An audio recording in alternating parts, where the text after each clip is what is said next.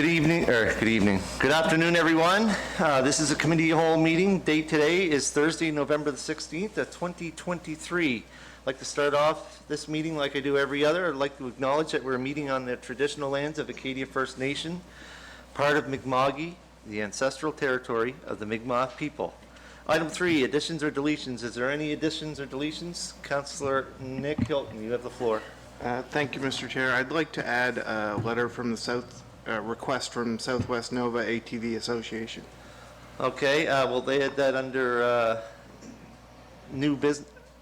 Correspondence? Yeah, we'll add that under correspondence for action.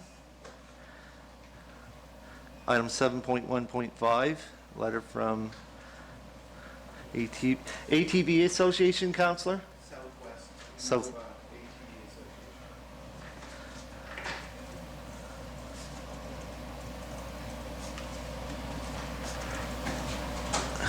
Is there any more additions or deletions? Hearing none, I'll entertain a motion to approve the agenda as amended. Moved by Councillor Patty Durkee, seconded by Councillor Lauren Cushing. Motion on the floor. All those in favor signify by saying aye. Aye. Opposed? Motion carried. And that wasn't my phone, that was my computer. Okay, moving on. Item 5, if there's any declarations of conflict of interest, please notify me on any item that you may feel that you have a conflict in, and I'll make sure that your name is recorded with our secretary. Item number 6, presentations. Item 6.1, turning the tide. Erica Rolston.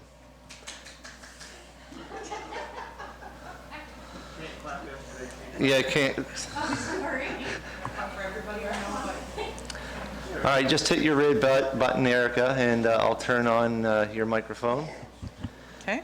There you go. You have the floor. Thank you for coming. Thank you. Thank you for the invitation, and thank you so much. I'm feeling a little nervous. It's been a long time since I've presented in these chambers, so some of you I know and some of you I don't. My name is Erica Ralston. I am the project lead for Turning the Tide, which is a project of inspiring communities out of Digby. And I'll be sharing a bit with you about that work today. Thank you also for the land acknowledgement. That's really important, and I always begin my presentations that way, so I appreciate that your council is doing the same. In addition to the traditional land acknowledgement about the unceded territories, another thing that I feel it's important to bring to these conversations at the beginning is the very dark Canadian history of our treatment of, in addition to Indigenous people of African descent and people of Asian descent have had a pretty hard stick here in Canada. So the work that we have to do towards equitable systems is here and now, because these historical wrongs are not just in the past, they're happening currently. So, so thank you again for the invitation.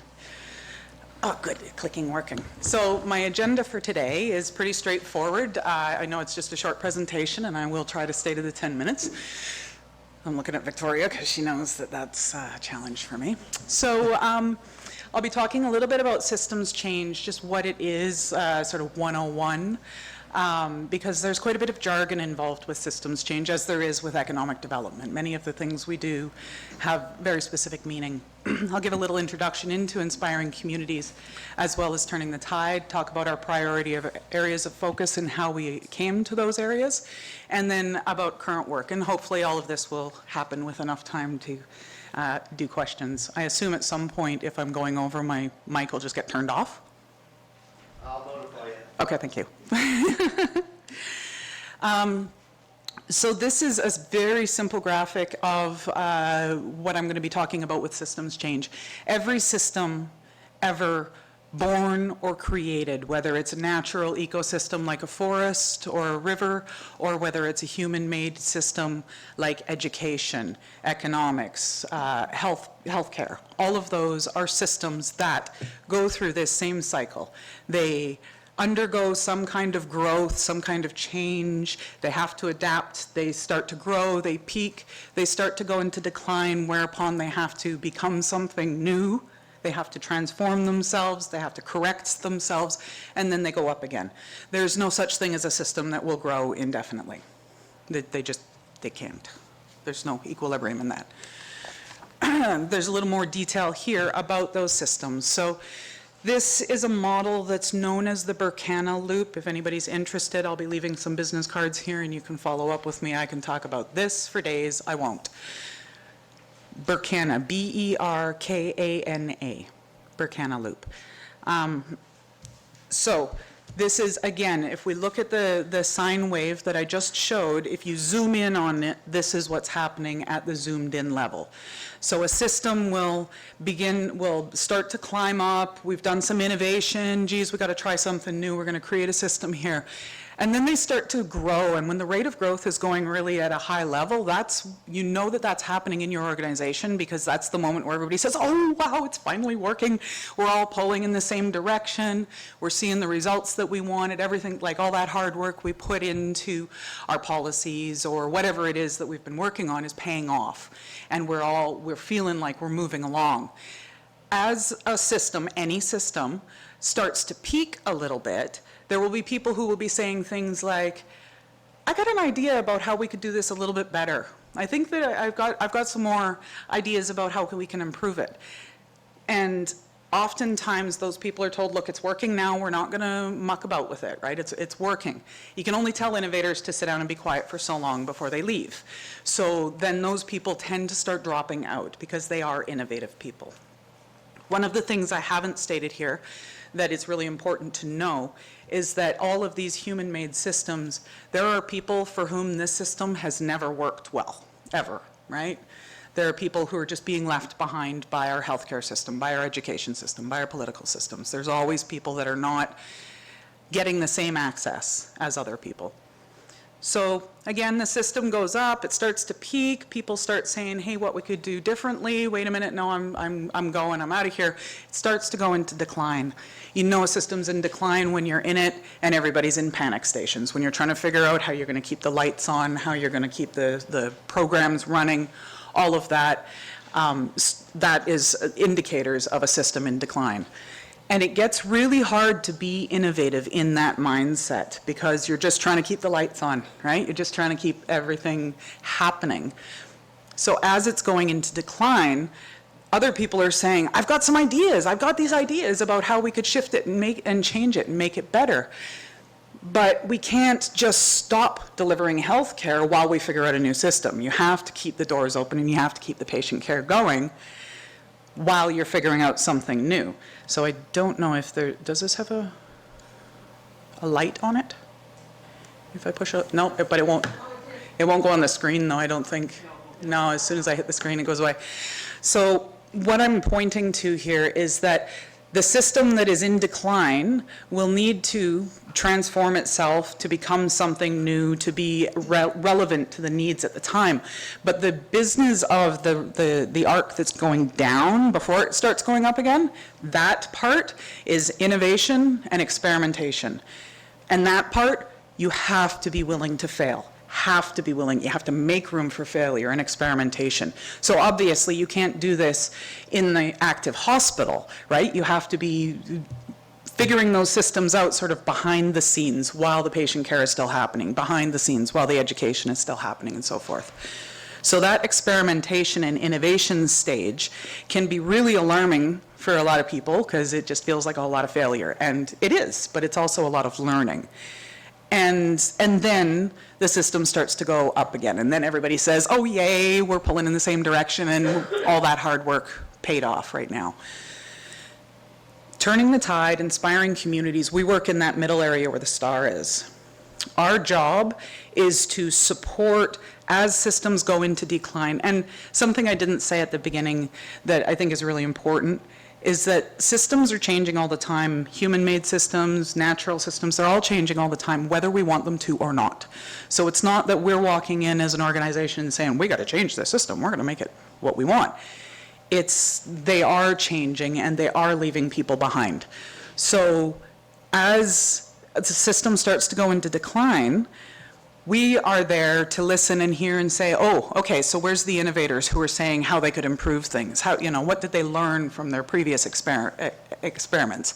Who are the people who are being left behind by the current system? Bring them in. And then start extracting the lessons learned out of the previous system so that we can figure out what works, what didn't work, what goes into the next system. that's sort of an intentional, proactive way to approach that part of systems change. What we don't often do it intentionally. We don't often do it gracefully. We often do it with a lot of panic and reactionary behavior. Like, let's, if it's an elected government, that's where you get a whole new government elected, right? If it's a business, that's where you say, you know what, we have to pay a consultant to come in and do a whole new strategic plan for us. If it's a nonprofit organization, there might be a massive restructure in that time.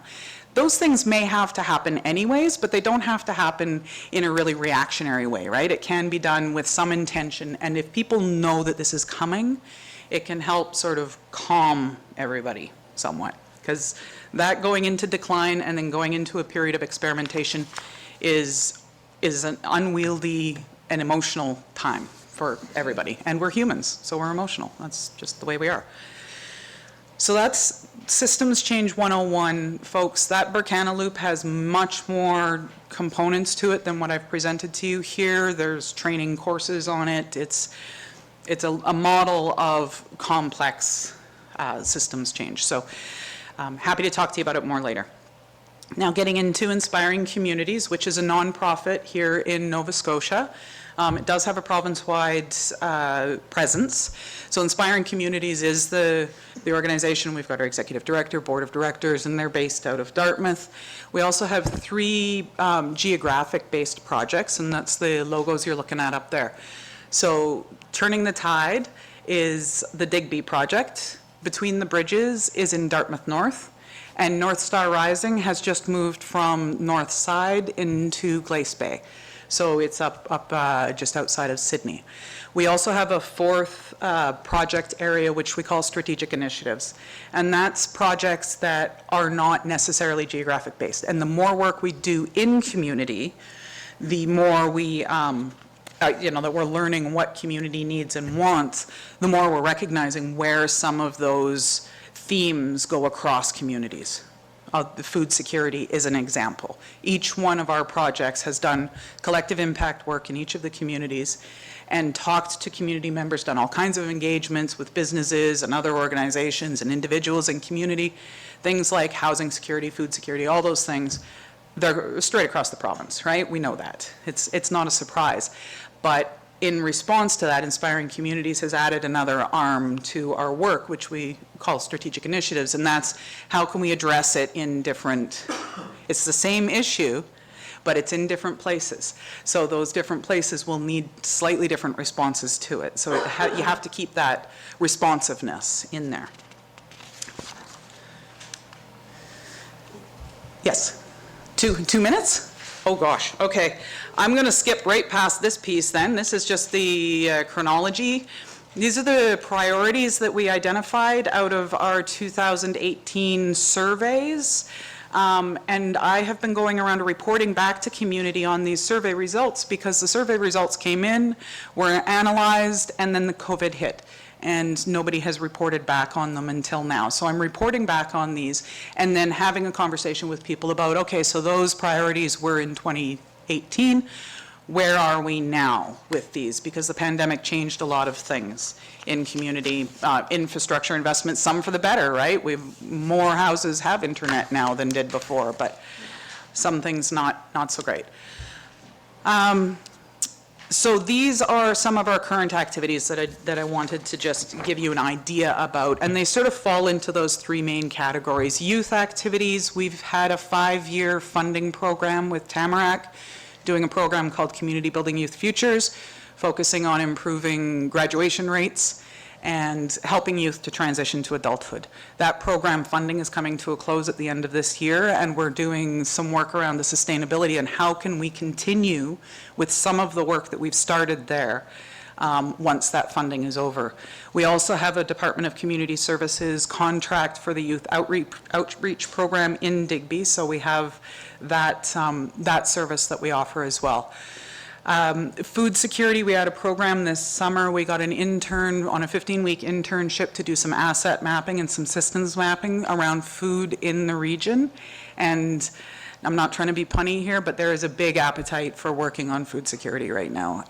So we're looking at how to strategize, right? Rather than one big strategy for the region, it might need to be several small strategies because each community or little neighborhood might have their own approach to doing things. So we're looking at whether or not intersecting strategies is the way to go for that.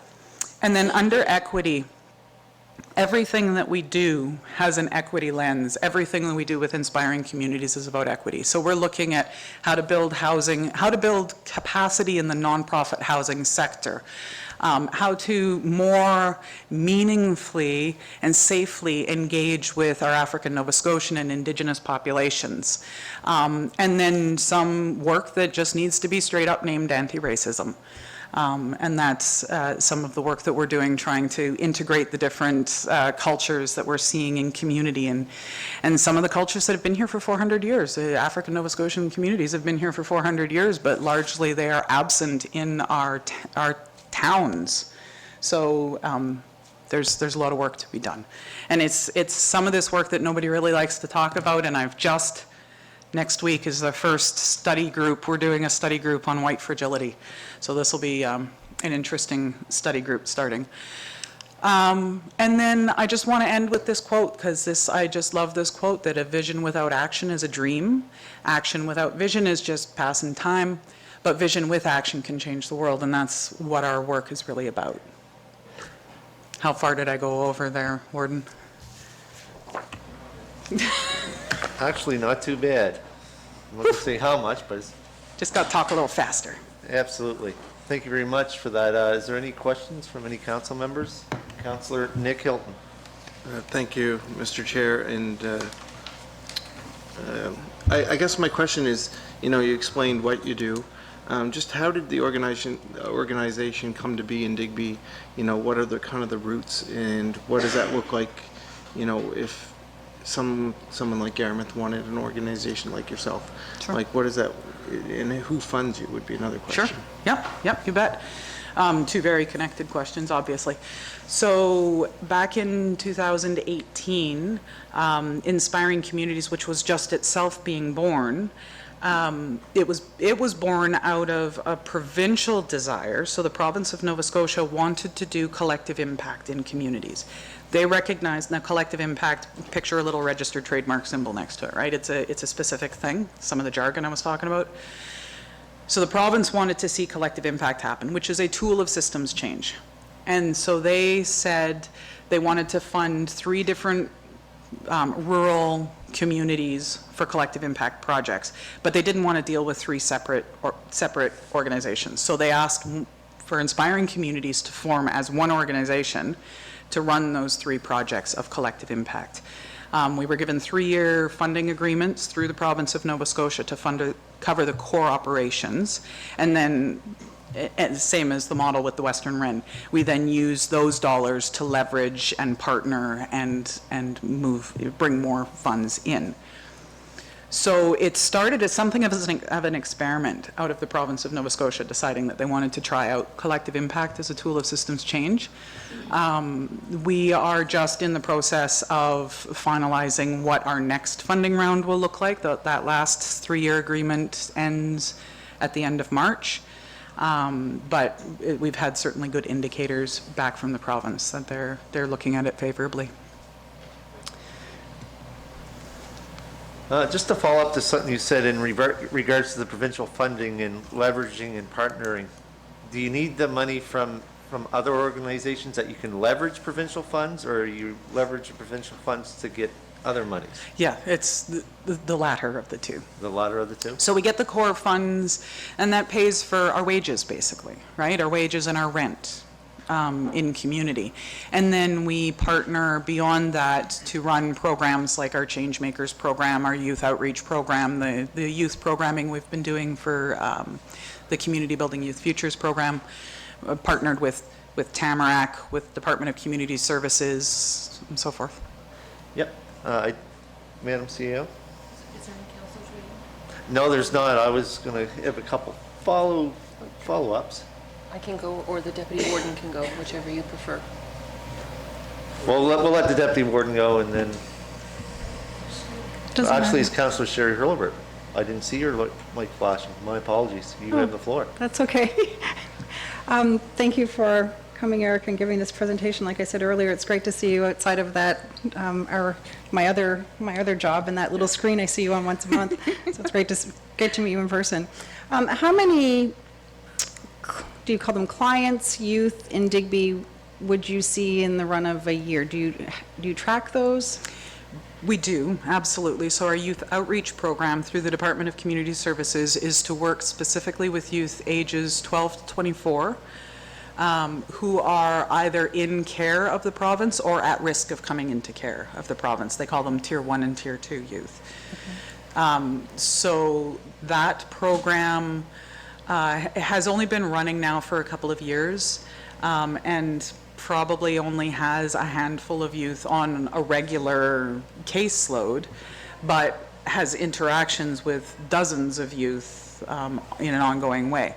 The community building youth futures work we've done has done youth activities and drop-ins in community, and that programming has us we've contacted, connected with, worked with, seen probably somewhere between 500 and 700 youth since starting, right? So, and that's unique youth. That's not individual, like that's not repeat customers. That's, Okay. Yeah. The other thing, what do you see, like you give us this presentation, it's great. What do you see our role in expanding, helping, experiment, you use the word experiment, experimenting, you know, do you have any visions of what we, Yeah.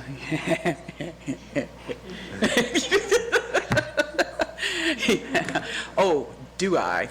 maybe we need another meeting? Absolutely. I would love to talk with you about the roles that municipalities can play in the systems change that is happening in our communities and how we can be more responsive to it. Part of the role of inspiring communities, it started, as I explained, it started out as collective impact, but what we've moved into now is known as an intermediary organization. So our role is more to work behind the scenes with other organizations. So we don't necessarily deliver the programming, but we help the other organizations develop the skills and the capacities so that they can more effectively meet their own mandate. Okay. So there's all kinds of potential for municipal government in that. So I would be thrilled to talk with you more That would be great. about We're it. not allowed to make motions during presentations, but course. definitely. And I see, you know, a great fit. We just recently hired a diversity, equity, inclusion, accessibility coordinator who actually is with us this afternoon. So, you know, maybe having them as part of the conversation as well. Perfect. Yeah, Yes, perfect. please. Thank you. Thank you. Deputy Warden? Yeah, the question Councillor Hurlbert asked was sort of my major focus. But so it may be good if staff, you know, including our CEO, maybe puts a little thought about to how they might secure more information. I looked on your website a little bit, and obviously that project's in Digby, but you did explain that you're kind of pan Nova Scotian and with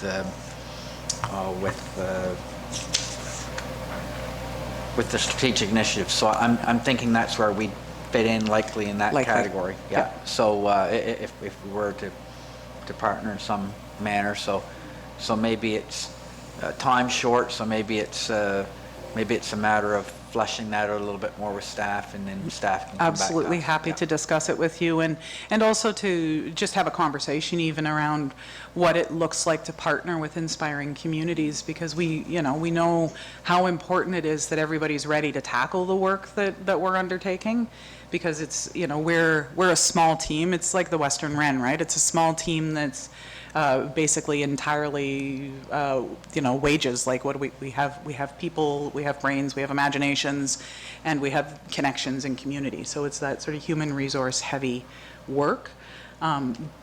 Yeah, absolutely happy to talk with you about partnering. Thank you. Yeah, well, thank you. Councillor Hilton? Thank you, Mr. Chair. And just, is there anyone in Yarmouth that you know, talk to, like, organizations that are already doing some of this work? Is there, like I think a I shift? don't know of anybody in Yarmouth that's doing this systems change intermediary type work. I have worked with organizations in the Yarmouth area. So, for example, I recently participated in the Headstrong Summit that took place at the school here for youth with a mental health focus. So I was on the planning committee for that. One of the things that I've been working on that does involve Yarmouth as well is actually all of the Tri-Counties, is the Tri-Counties housing coalitions. There's the 3 nonprofits across the Tri-Counties, and they periodically meet together as a Tri-County housing coalition, and they consistently have run into the challenges of like, where do we even begin, right? All of the funding for housing is meant for urban areas, it's not meant for rural areas, and we don't know, and we don't even know where to begin. And so I have put in a proposal, Turning the Tide Inspiring Communities, have put in a proposal to the Community Housing Growth Fund to hire an organization to develop a curriculum on how to be a nonprofit in the housing sector in rural Nova Scotia specifically, right? And then we'll offer that training to all of the organizations in the Tri-County who are working on housing, whether they're one of those housing coalitions or not. I've received interest from like seniors housing or assisted living organizations who are looking at moving into, building some more units for themselves. So my role in that, again, is not the delivery up front, but it's working with those organizations. So I've worked with the Yarmouth Housing Coalition and the others to propose this, and they all said, yes, absolutely, we want to do that. We'll take that training. That it's a small but really important example of what an intermediary organization would do. We just sort of hold it all together while, to support it to happen. And then the end goal being that those organizations now have a much better understanding of what's involved being a housing in the nonprofit sector. Because there's all the hoops you got to jump through as a nonprofit, but there's a whole different set of hoops you got to jump through when you're in housing.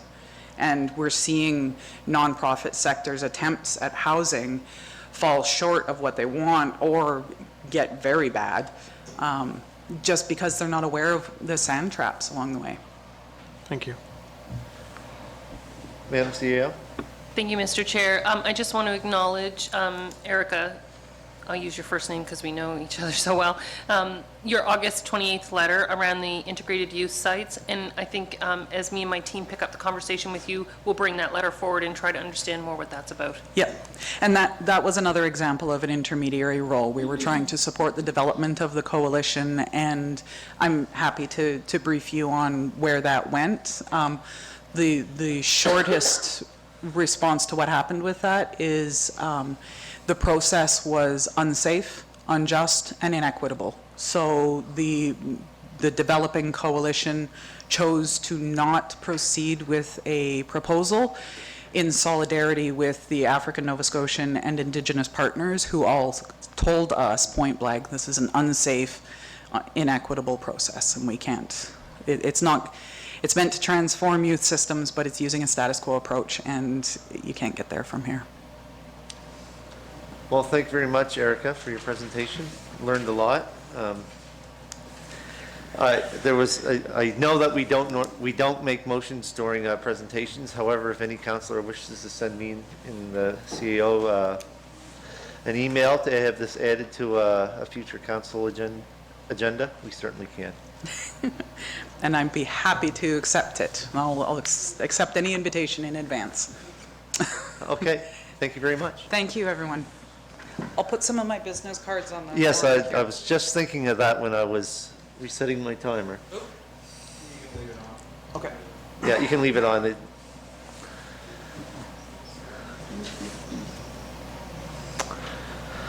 All right, moving on. Item 6.2, Yarmouth Brown Search and Rescue. We have with us today Mr. Corey Burke and Sheldon Fitzgerald. Thank you, Erica. When you're ready, you may proceed. I suppose so. I suppose so. All righty. So, just an update on a bunch of the projects that we've done over the last 2 years. We have, with the support of the three councils and our fundraising, we've been able to achieve the following projects. The new roof for $87,000. You can't miss it. Bright orange, if anybody hasn't seen it. New well, new plumbing, that was $9,000. And this week, the work has started on the east wall. That's going to be a $12,000 project when it's finished. The upgrades to meet current fire codes, including the replacement of the back steps and the upper floor stairs, that's $6,000. Replaced the furnace, that was another $6,000. We've removed a lot of the water damaged drywall from upstairs and the insulation, and we've started lugging the drywall back up and insulation to replace that. Downstairs, we've got one office already done, and are working on the other ones. New insurance bills, $2,000 increases on our trucks and our building. Premium insurance, $9,800 this year. Inspection on our command truck, that was another $9,000 spent. Needed tires, brakes, rims, and we spent $3,000 on the logistics truck to keep it running. Through the Provincial Initiative Fund, we spent $4,000, but we managed to get $16,000 worth of equipment. Replaced 18-year-old backpacks with new, more modern rescue packs, along with other necessary equipment, flashlights, headlamps, and rescue vests. Due to changing policies, our normal year of 8 fundraisers, we now are down to 5. And shorting our team with approximately $4,000 in funds that we do no longer collect. This year we'll be continuing office repairs. We still got 4 to do, and the upstairs classrooms. Wiring on the logistics truck and upgrades to the command. We'd like to add projectors and screens to 3 of our training rooms. So if anybody knows anybody that's getting rid of some, we're more than willing to take them. We want to network our building to have access to the internet in the classrooms. Future improvements, we're looking to put in air exchangers and to change the air quality and control some of the moisture problems in the building.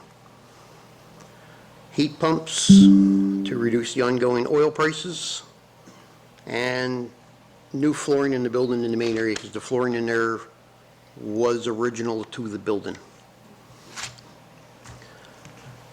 Future wish lists. Put an additional garage door in the lower section so we can access a boat. We have a boat and a side-by-side now parked in front of each other, so to get the boat out quicker for emergency purposes, we'd like a second door. Area lighting in the back parking lot. We need front stairs with a wheelchair ramp to be replaced. Painting of the command truck. New computers. Our computers are 3 to 5 years old now, so we are going to need to upgrade 5 of those. Side-by-side needs some new upgrades. After the last search, lighting on it was very inadequate for where we were. 12 of our self-inflating life jackets will have to be retired due to life expectancy issues. So in 2023, our team put in 1,671 hours for fundraising, 376 hours in searching,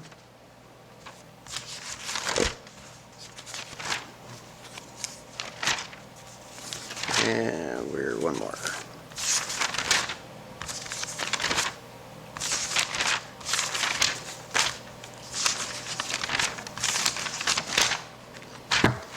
$281 hours in administration work, EMO services 423 hours, training 1,139 hours, and 376 overall hours in searching. We were in Hansport for 1 day, and we were down in Barrington and Pubnico for the forest fires for multiple days. Any questions? Councilor, has any questions?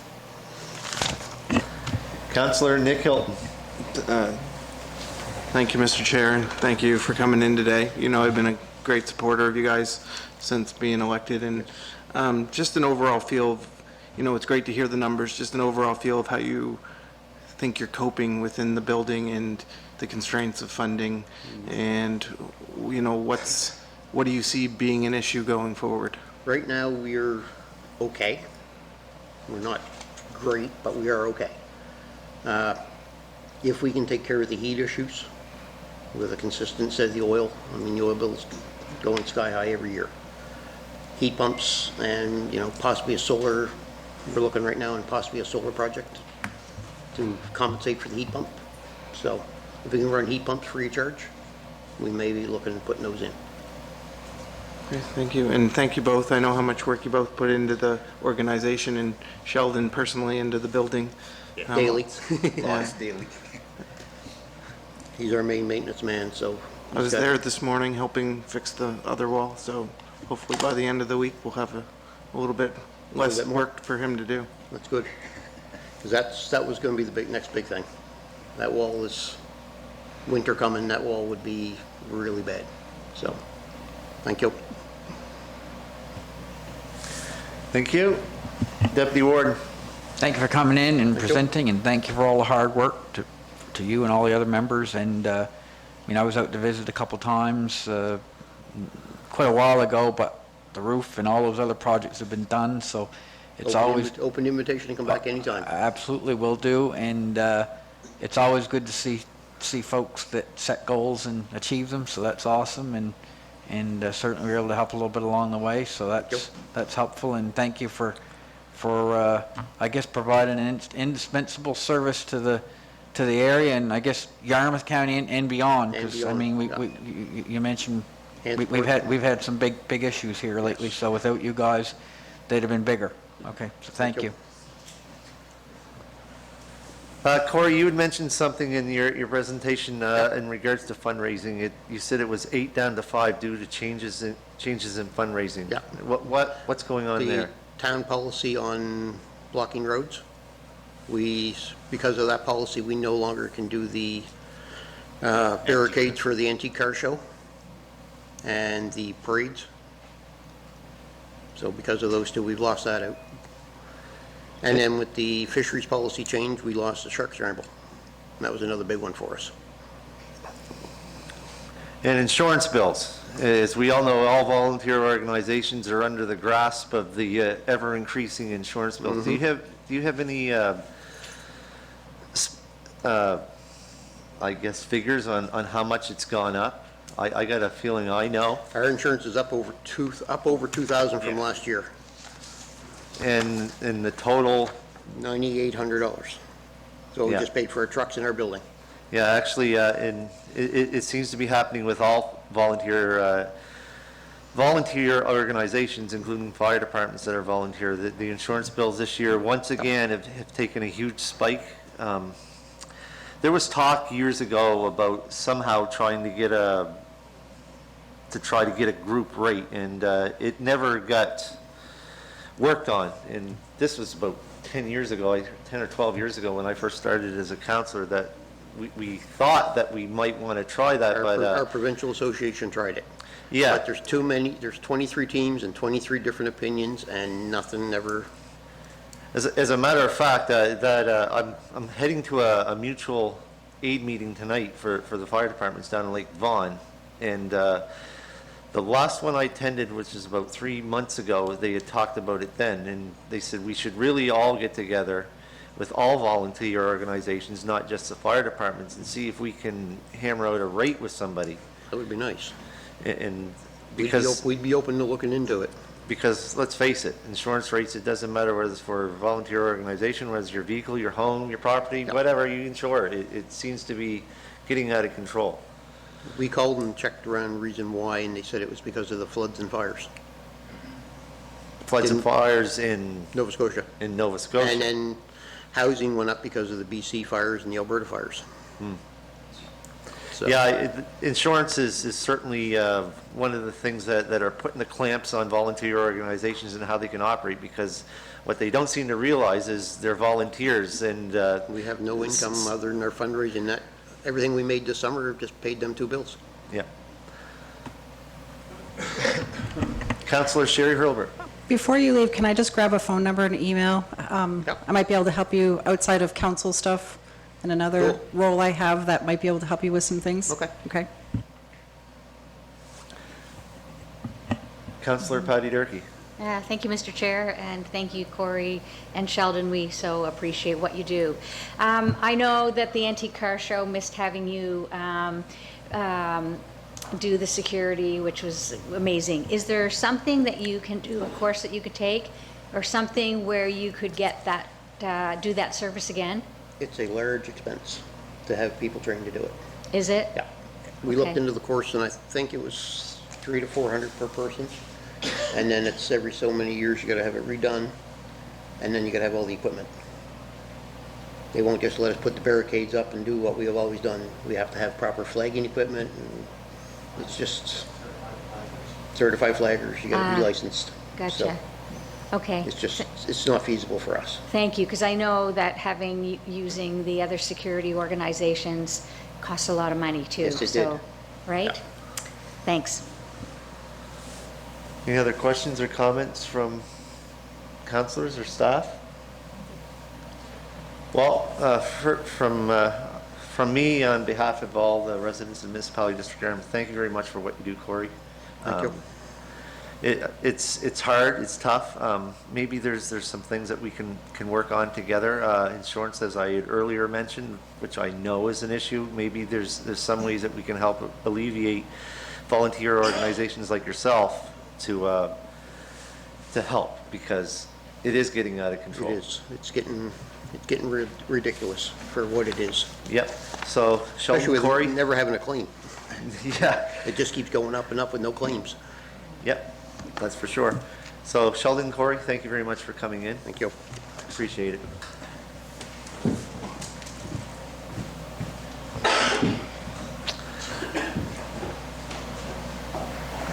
Item 6.3, we have with us today our Senior Safety Coordinator, Ashley Royno. Thank you very much for coming in, Ashley. Thank you for having me. It's great to be here, to be able to present on some of the work that the Senior Safety Program's been doing for this year. So we continue to work on an intervention and prevention piece, and that's going to be highlighted a little bit through this report by some of the activities that we've done. But since January of 2023, as the date that this report was written, which was last week, there was 30 documented referrals for the Senior Safety Program, 24 being from our municipality, 6 being from the town of Yarmouth. The sources of those referrals vary from, it could be a self-referral to a community member calling in or a family member calling in. It can also be from a community partner, so Continuing Care, VON, the Tri-County Women's Center, Alzheimer's Society of Nova Scotia, just to name a few, or the RCMP. We get several from them each year. These referrals can range from minor issues to a much larger scale issue, depending on what they are. Some of the bigger ones that we've seen this year are frauds and scams. I've worked on several this year, ranging from an individual losing $30 to over $100,000. They're devastating and they're hard, and we're seeing more of them. And we're also seeing more mental health referrals, and there being a block there.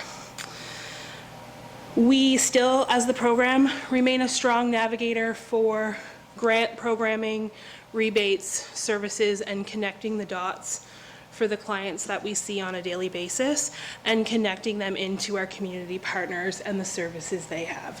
So we're constantly researching, trying to stay on top of what's available and what's new.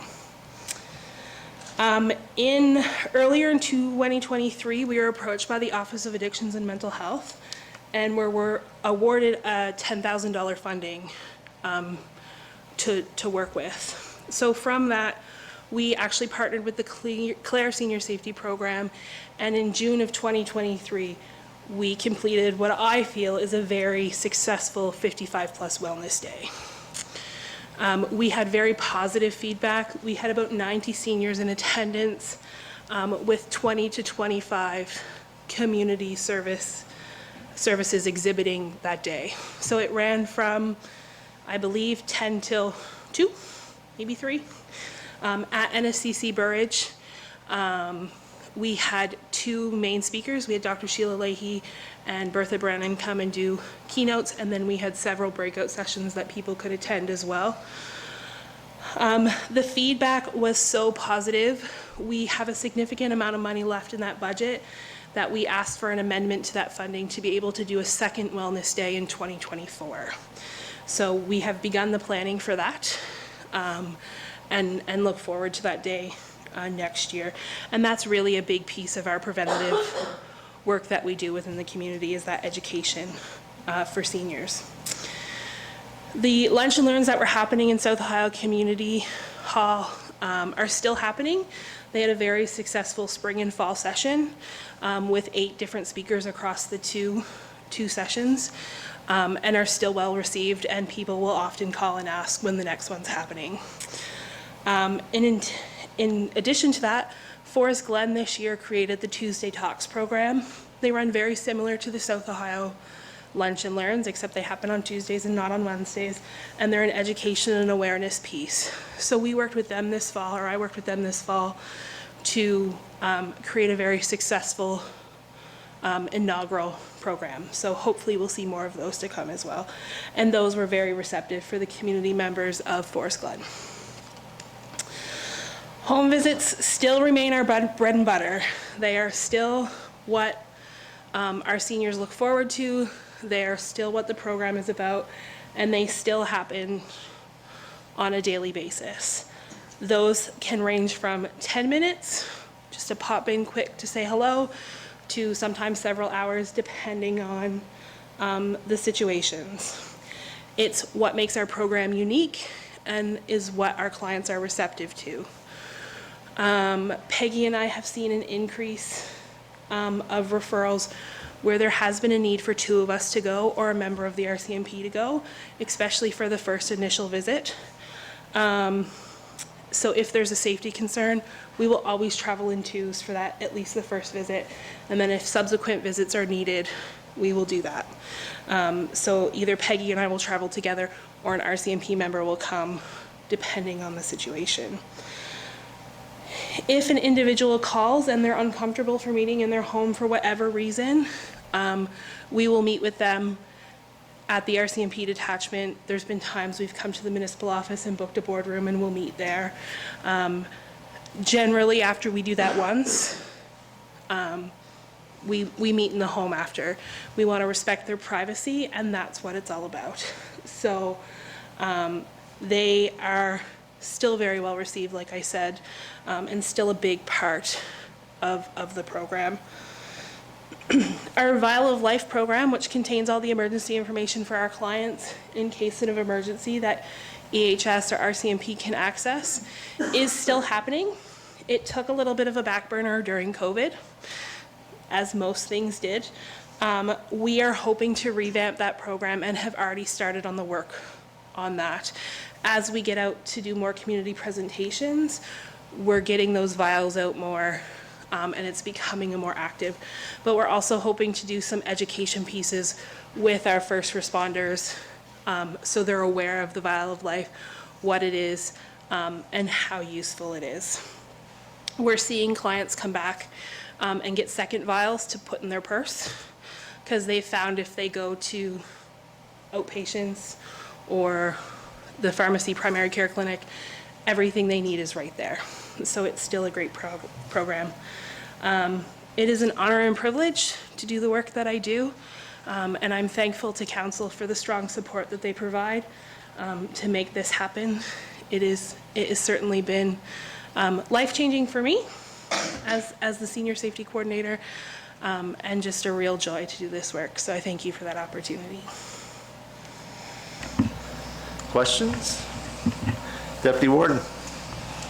Thank you, Ashley, and I can tell from the way you presented and the information provided that the program is going very, very strong, and it is definitely needed. And so thank you for I guess your deep level of involvement in helping folks. In terms of potential next steps or enhancements, is there anything that staff council can do to?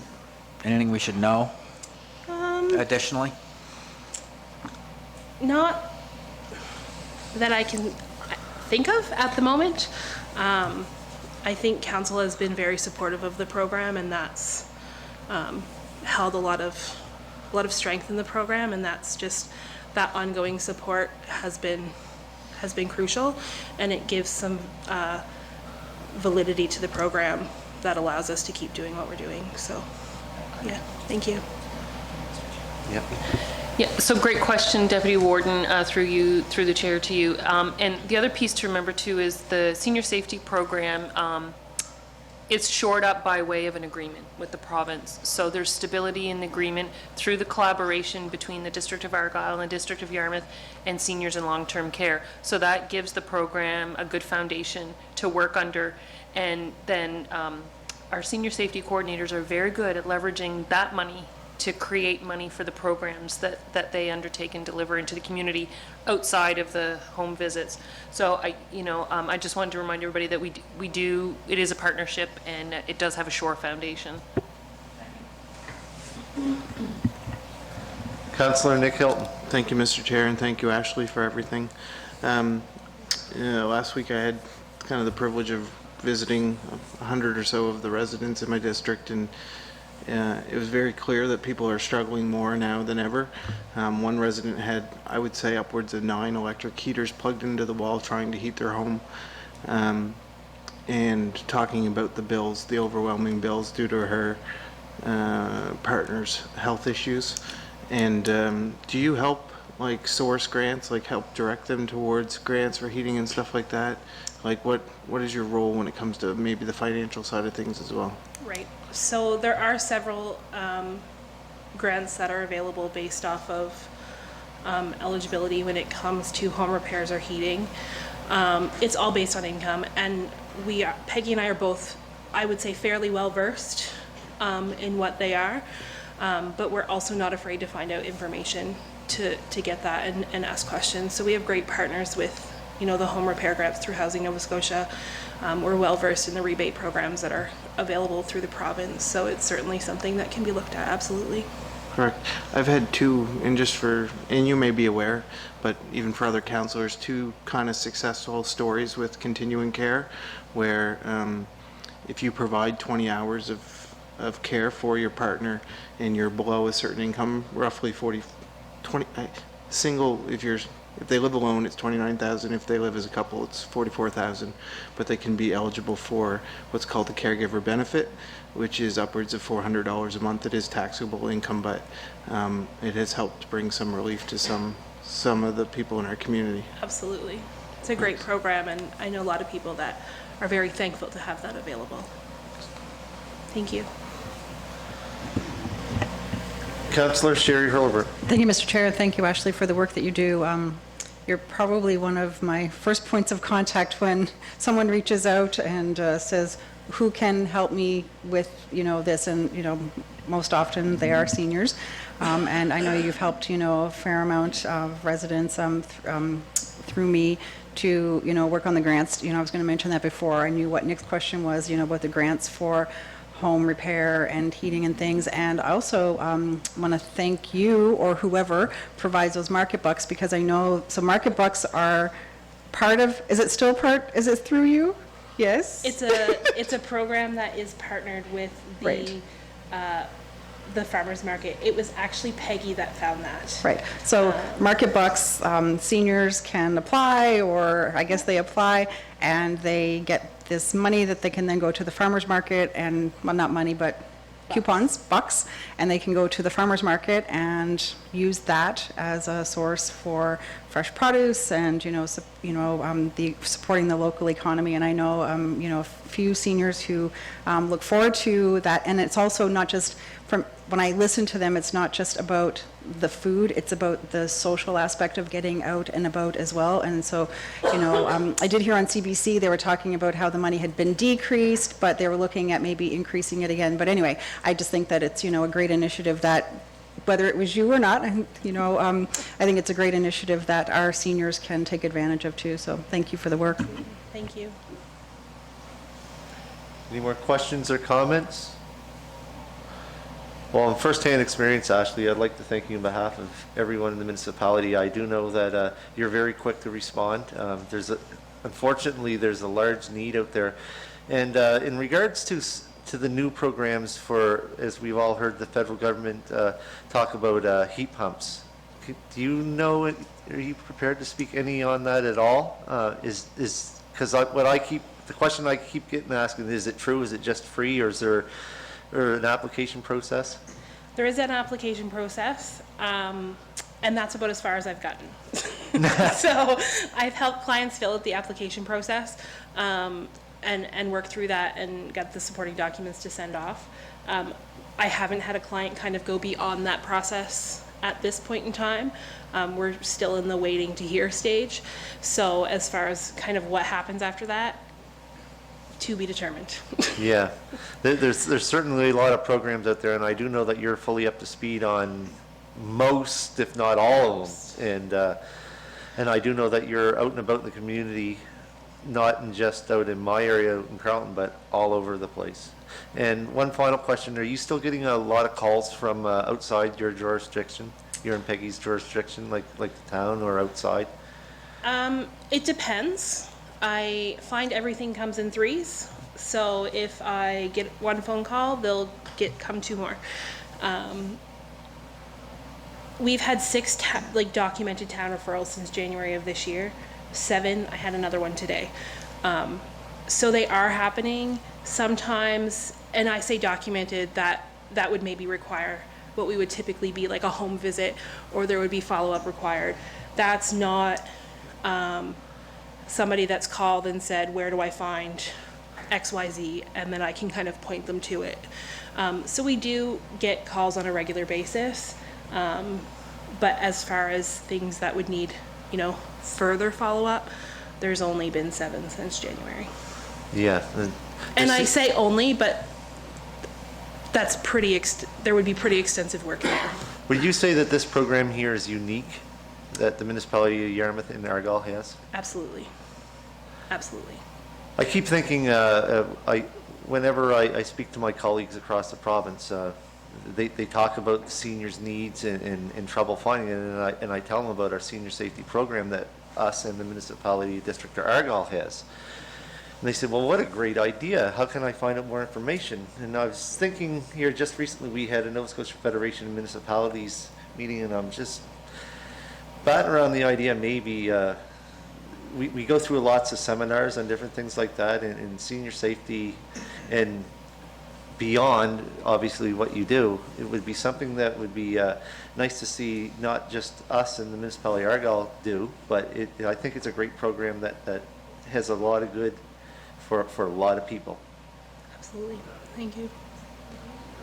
Yeah, it certainly does, and it's always an education piece with all municipal councillors, mayors and wardens, deputies and stuff like that, and their CAOs. And I think this is a project that is tops amongst a lot of the things that we fund. So thank you very much on behalf of everybody that you serve and us, and I'm glad to hear that you find it very rewarding.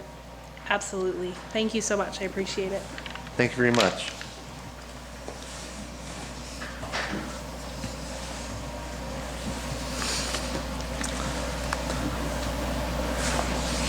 All right, moving on. Item number 7, correspondence for action. Item 7.1.1, Treeper request rezoning Big Pond. Yes, Madam CEO. So, Mr. Chair, the request that's in your package is similar to a request that was received by the municipality in September 2021.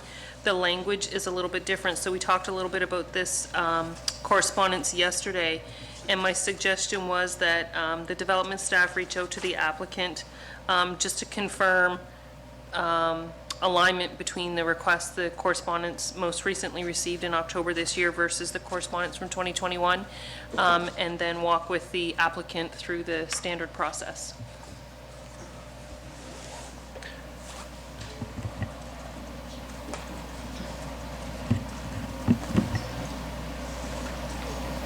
Someone keeps turning off their mic. There you go, Deputy Warden. just trying to make it challenging.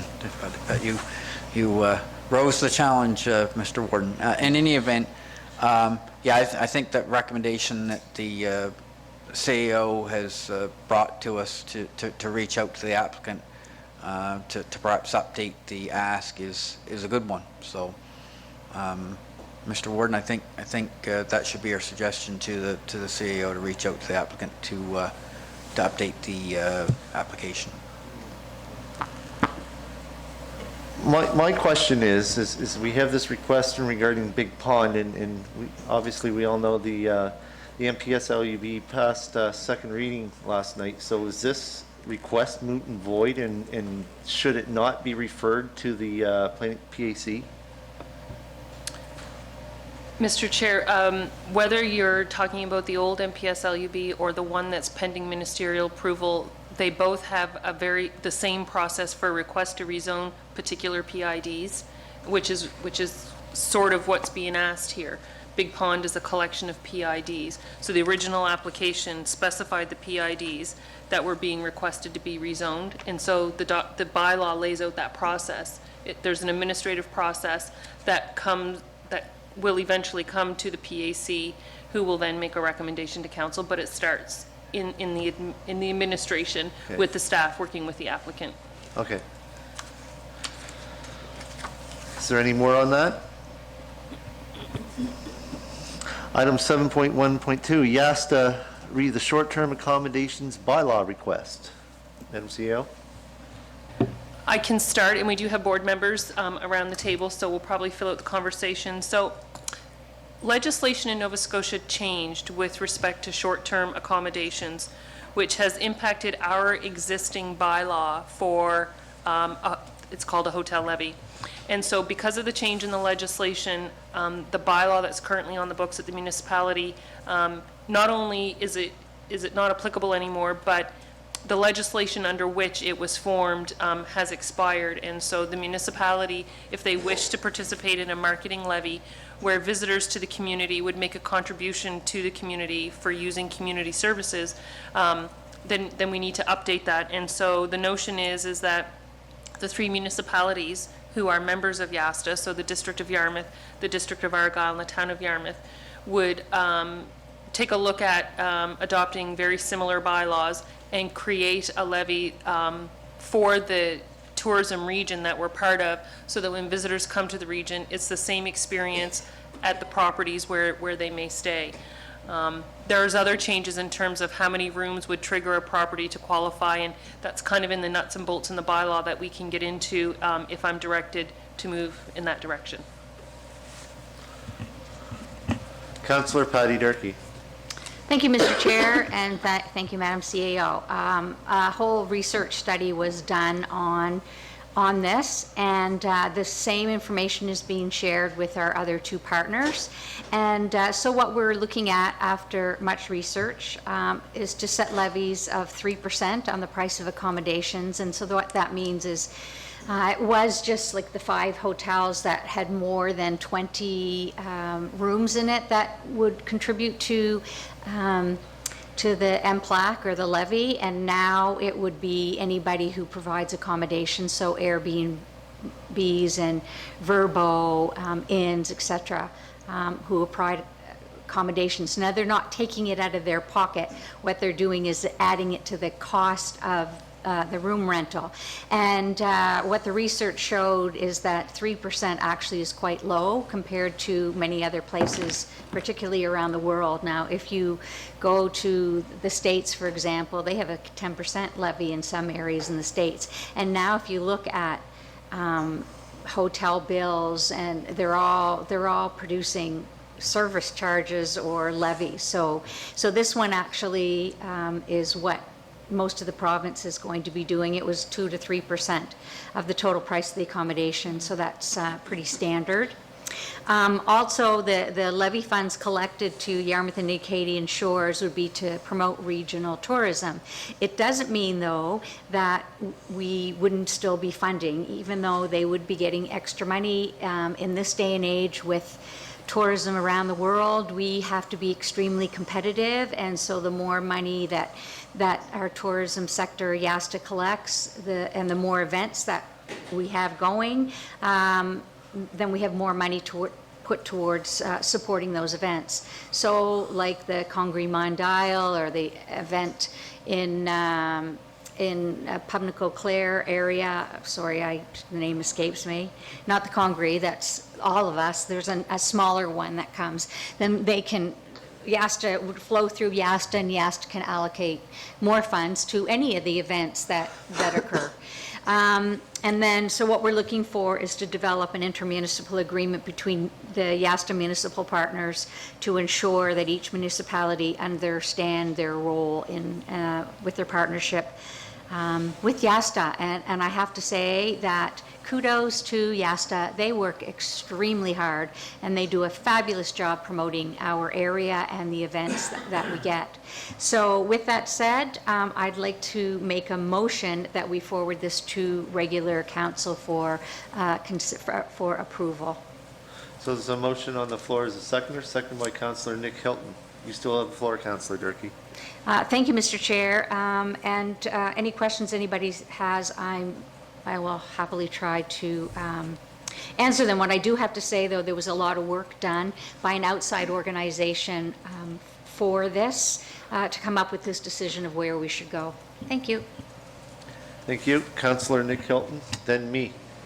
Thank you, Mr. Chair. And just a question to the CAO, is that direction enough for you? I feel like the motion was to forward this for approval, but are you looking for direction to speak with our partners to, you So feel the like way, that's?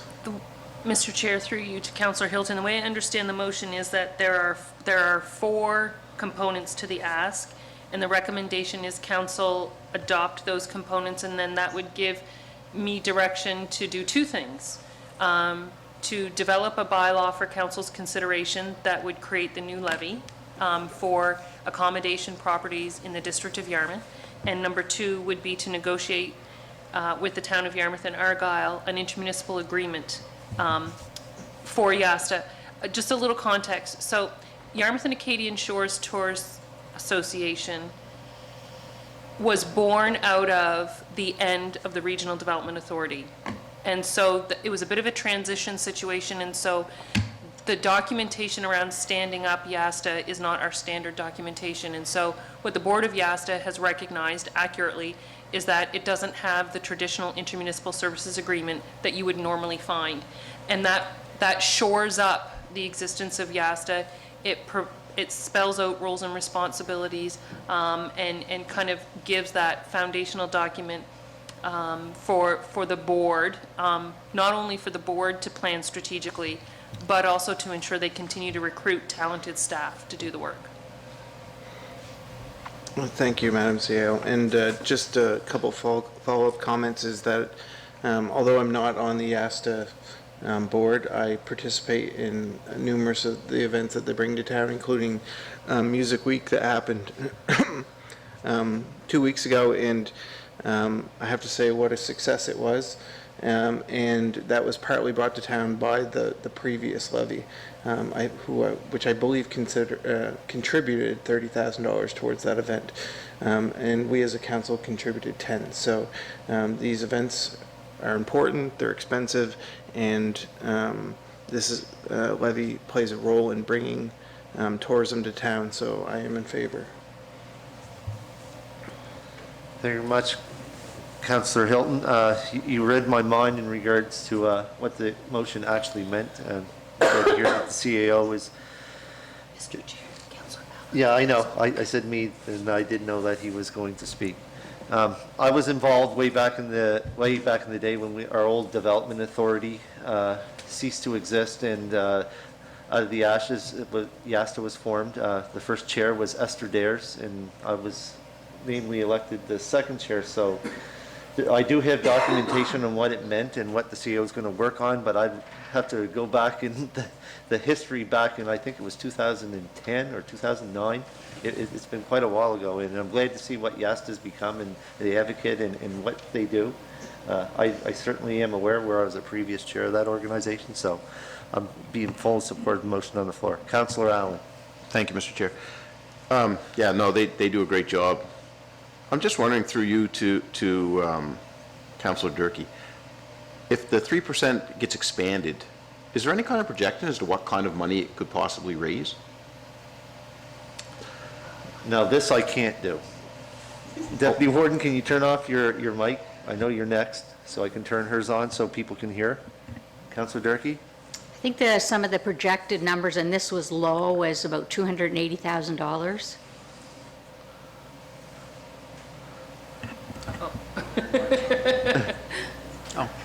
Turn mine. Councillor Allen?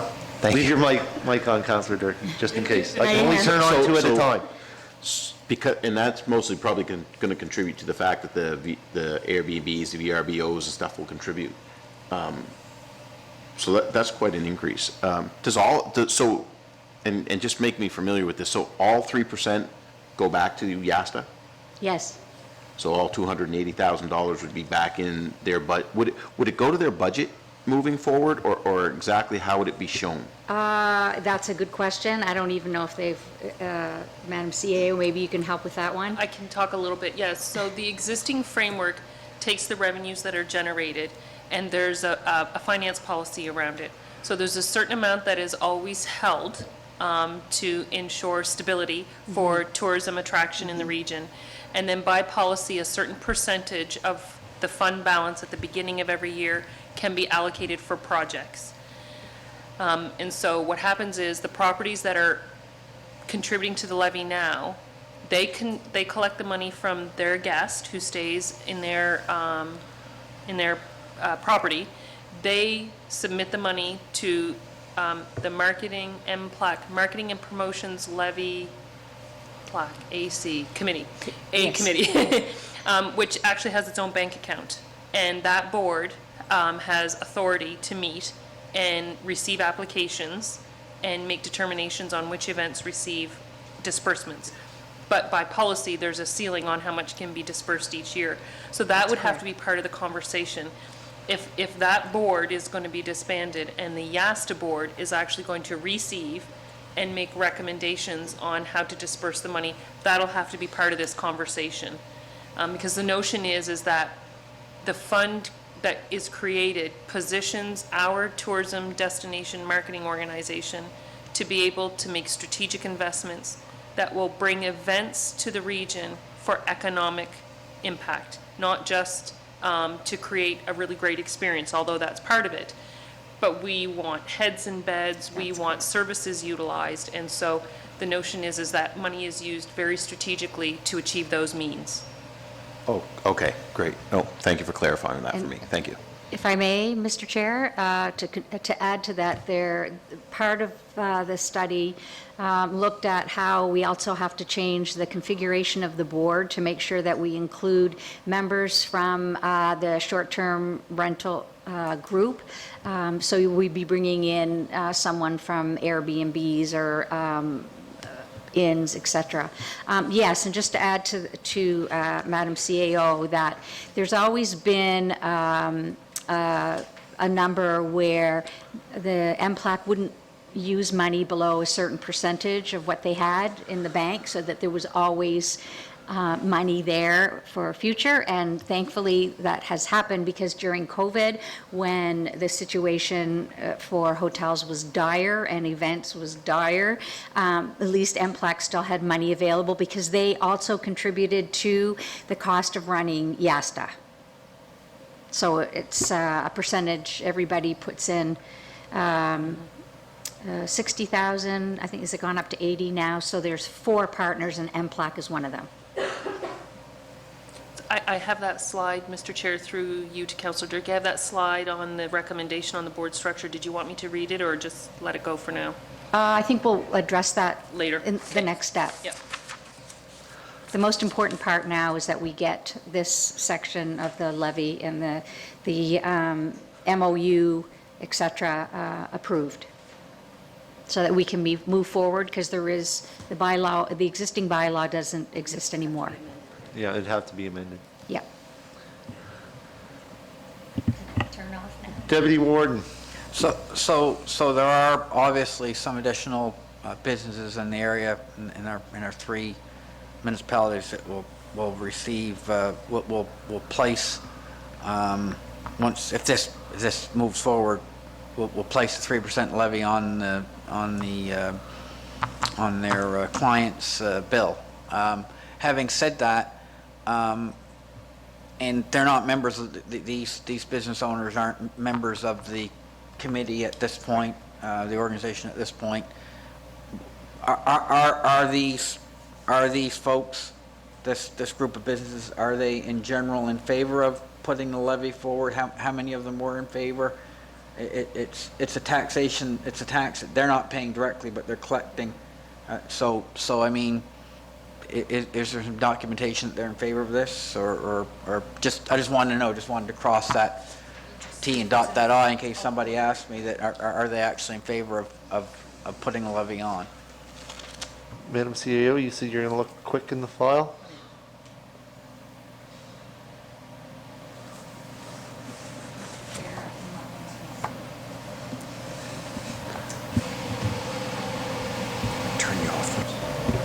Councillor Durkee, you can make a comment on that? Thank you. Yes, there were members of that community who joined in the study. There was a committee that was set up, and they met with stakeholders to review that, and those stakeholders that were involved agreed that this was a good thing and was not going to hurt their business, obviously. Yes, so the What We Heard report from the engagement does indicate that the way the current structure works is that when major events come to the region, everybody who offers accommodations has access to that market from that event that comes to the region based on funding largely generated out of the levy that only 5 properties are participating in. And so the What We Heard report indicates that not only is there room to grow and increase resource and capacity by including more properties in the program, but by doing that, those properties then get a seat at the table. So you're creating more access for those property owners to be part of the strategic decisions that do impact their business, and then they get to be part of the program, and they get to help generate the resources that bring even more strategic events to the region.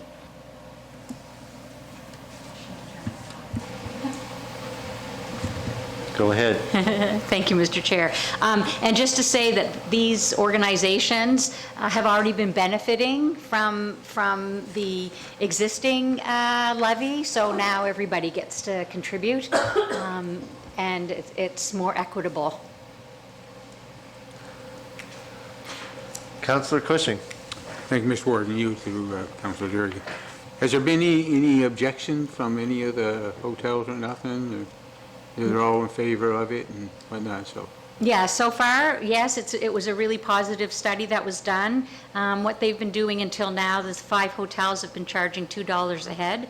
And that's really low when you look at across Canada and the United States to what people are paying for levies in their communities. So it will be a nice benefit for our organization. And yes, it's been positive so far. Yeah, that's great news. Thank you. Yeah, thanks.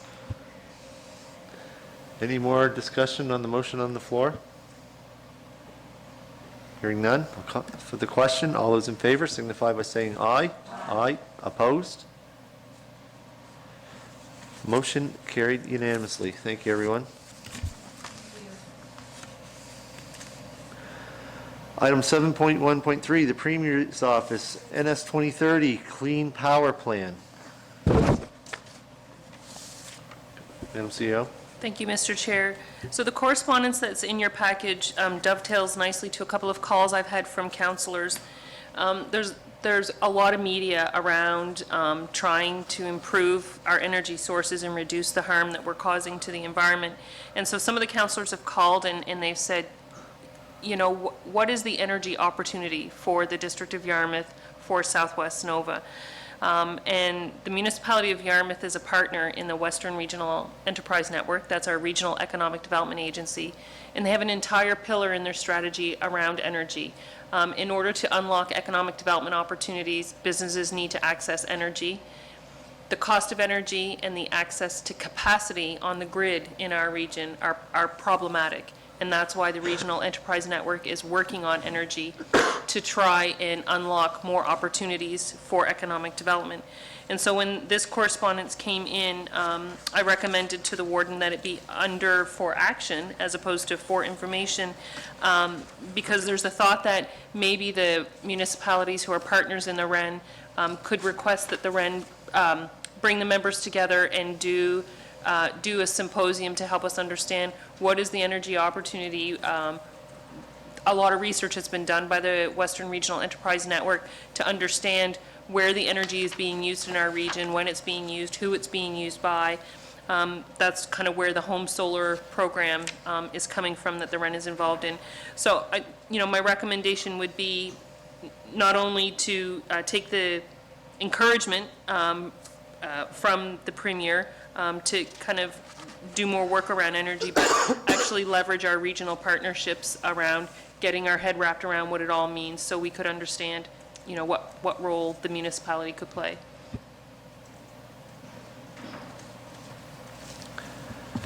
Deputy Warden? Yeah, I'll move that we recommend to regular council that the municipality of District of Yarmouth reach out to our municipal partners in the REN and/or the REN, whichever means is most effective, and I guess to have the REN arrange a symposium put on by the province to better understand the opportunities under their new energy plan. Your motion on the floor, do I have a seconder? Seconded by Councillor Sherry Hurlbert. Councillor Lauren Cushing. Thank you, Mr. Warden. New to CAO, I read the document here, and it talks about the wind power both on and offshore.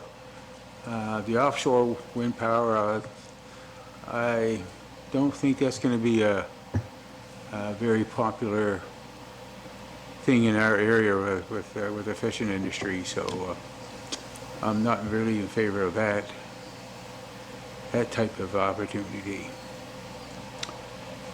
On land, well, okay, I guess, but I can't see being offshore. Thank you. Councillor Allen. Yes, thank you, Mr. Chair. I know that the energy sector has been going around with the offshore, looking at the offshore wind right now. There's been different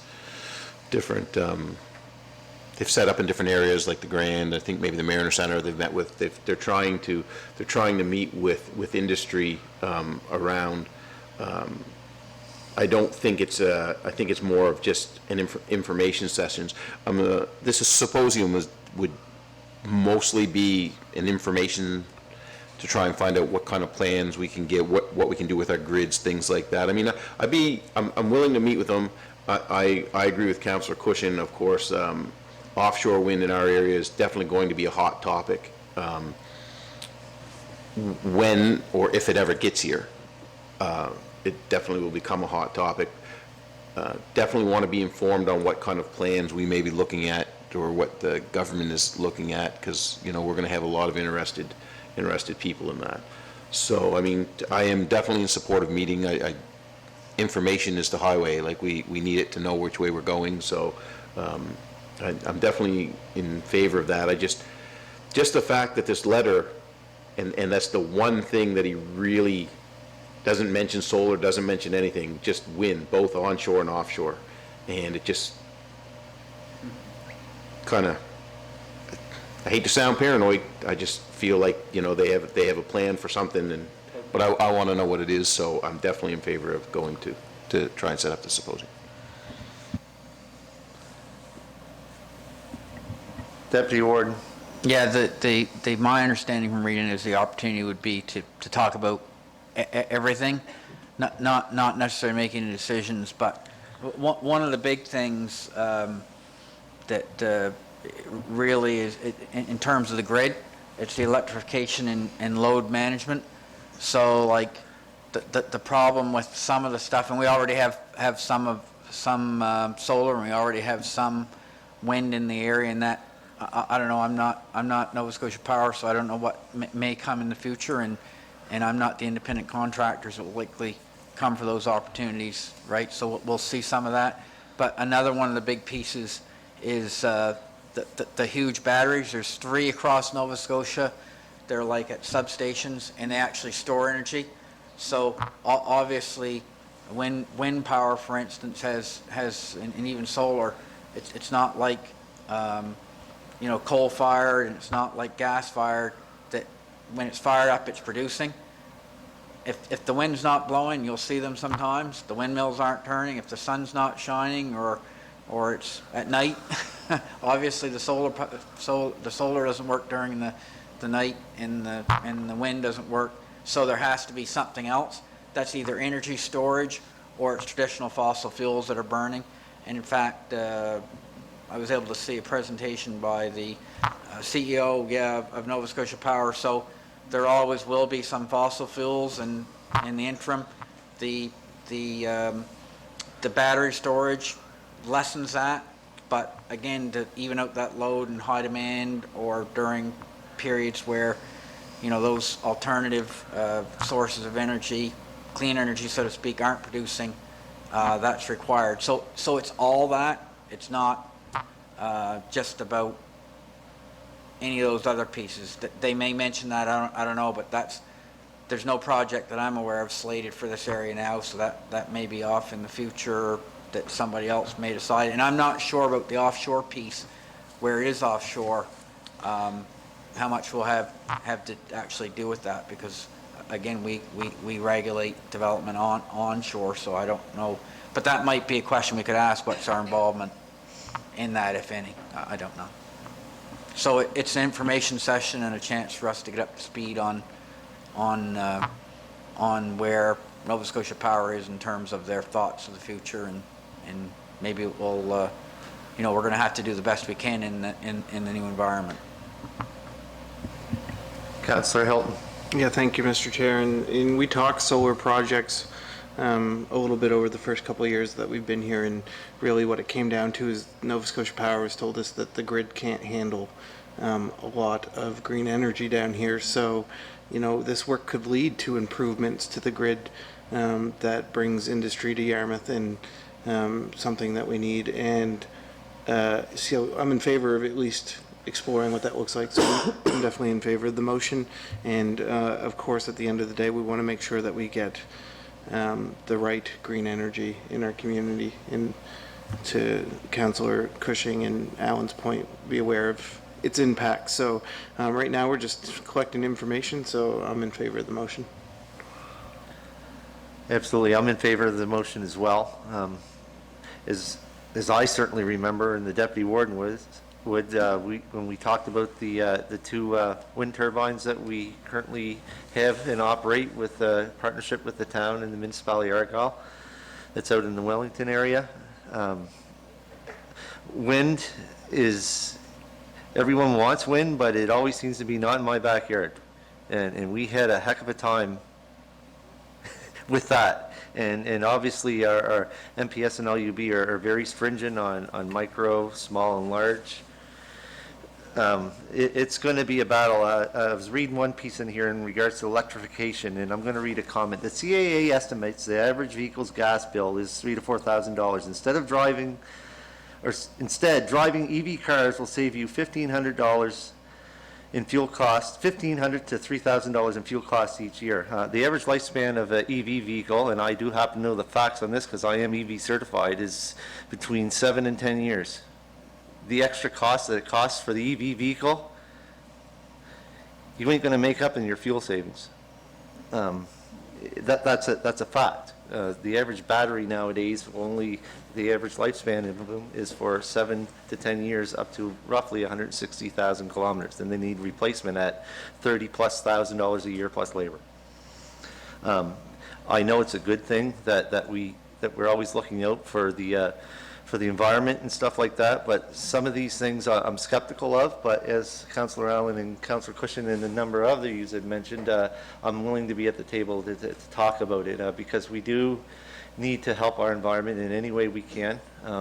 I believe in smaller steps. There was also mention too about the power capacity of our transmission lines, the Sissebu to Yarmouth line.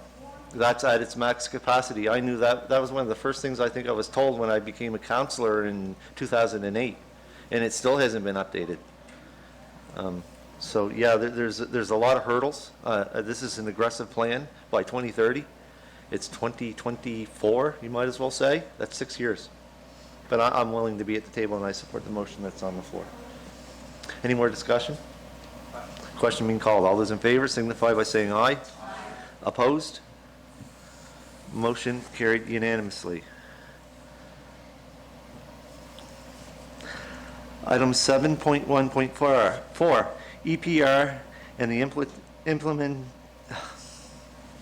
It's been a long few days. Item 7.1.4, EPR and the impending January 1st, 2024 deadline. Madam CEO.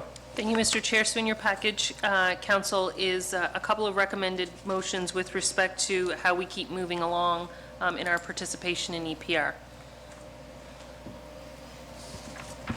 Councillor Hurlbert. It's been a long road, and I think our work is just beginning. So we asked for it, we're getting it, and I'm glad to see, but there's a long road ahead. So I'm willing to make two motions. The first one, that we recommend to regular council that the municipality of the District of Yarmouth opt into the extended producer responsibility paper and packaging program for Nova Scotia, and that this intention be declared to divert to Nova Scotia by way of filling the required information form. The motion on the floor is seconded by Councillor Patty Durkee. Any discussion on that? I will say this much. It's about time. Been asking for it forever. Okay, there's no discussion. Call the motion. All those in favor, signify by saying aye. Did you want to make a comment? I wasn't sure what the deputy warden was doing. Oh. But okay. Aye. Opposed? Motion carried unanimously. Councillor Hurlbert, you still have the floor. Okay, I make a motion to recommend to regular council that the municipality of the District of Yarmouth agree to task Waste Check to negotiate with the producer responsibility organization, and further recommended the Waste Check board issue a call for expression of interest from CAOs or designates to participate on the negotiating committee. Motion on the floor. Do I have a seconder? Seconded by Councillor Patty Durkee. Discussion? I had just a couple of things. Go So ahead. the reason for that, for those who are listening, watching, or in the audience, Waste Check is more than just Yarmouth, the municipality, and Argyle, and the town. There are seven organizations, so that's why, when they talk about expression of interest, there are, things that have to be done now, and the expression of interest, I'm assuming, is just to make sure that we have, we have representation from all of the Waste Check partners as we move into this. So looking forward to seeing things transpire. Councillor Durkee. That I turned myself off. You're back. Thank you, Mr. Chair. I'm thrilled to finally see this as a member of the board of NSFM. This has been a long time coming, and I think I remember this being talked about in my very first year on council, which was 7 years ago. So, hooray, we're finally getting there. Any more discussion on the motion on the floor? Question being called. All those in favor signify by saying aye. Aye. Opposed? Motion carried unanimously. Item 7.1.5, Councillor Nick Hilton asked to have this added about the letter from Southwest Nova ATV Association. Councillor Hilton, you have the floor. Thank you, Mr. Chair, and although I knew this letter existed, I only received it today in the mail, in my mailbox here, and I believe it's addressed to me to share with you because I attended one of the Southwest Nova ATV Association meetings probably a couple months ago now, prior to the implementation of the Road Trails Act, and I did discuss it at council, and before the act was enacted, there was some confusion of what our role in that would be. We know that the town has created a bylaw allowing ATV use on Water Street, and because they own the roads, they were required to do that. We do not own, well, we do own roads, but none of which are used for ATV use. So as part of that act, I believe that the local ATV associations are, they have a process at which they will identify roads in our municipality that would need trail-to-trail access, where ATVs would go on the roads at certain areas approved by the appropriate government officials. But a part of that process, they need a letter of support from us saying that we'd be in favor to those specific additions. The one that is in front of me, I'm not going to make a motion now because I just received it, but I will share it with you and maybe it can be added to the council meeting at the end of the month.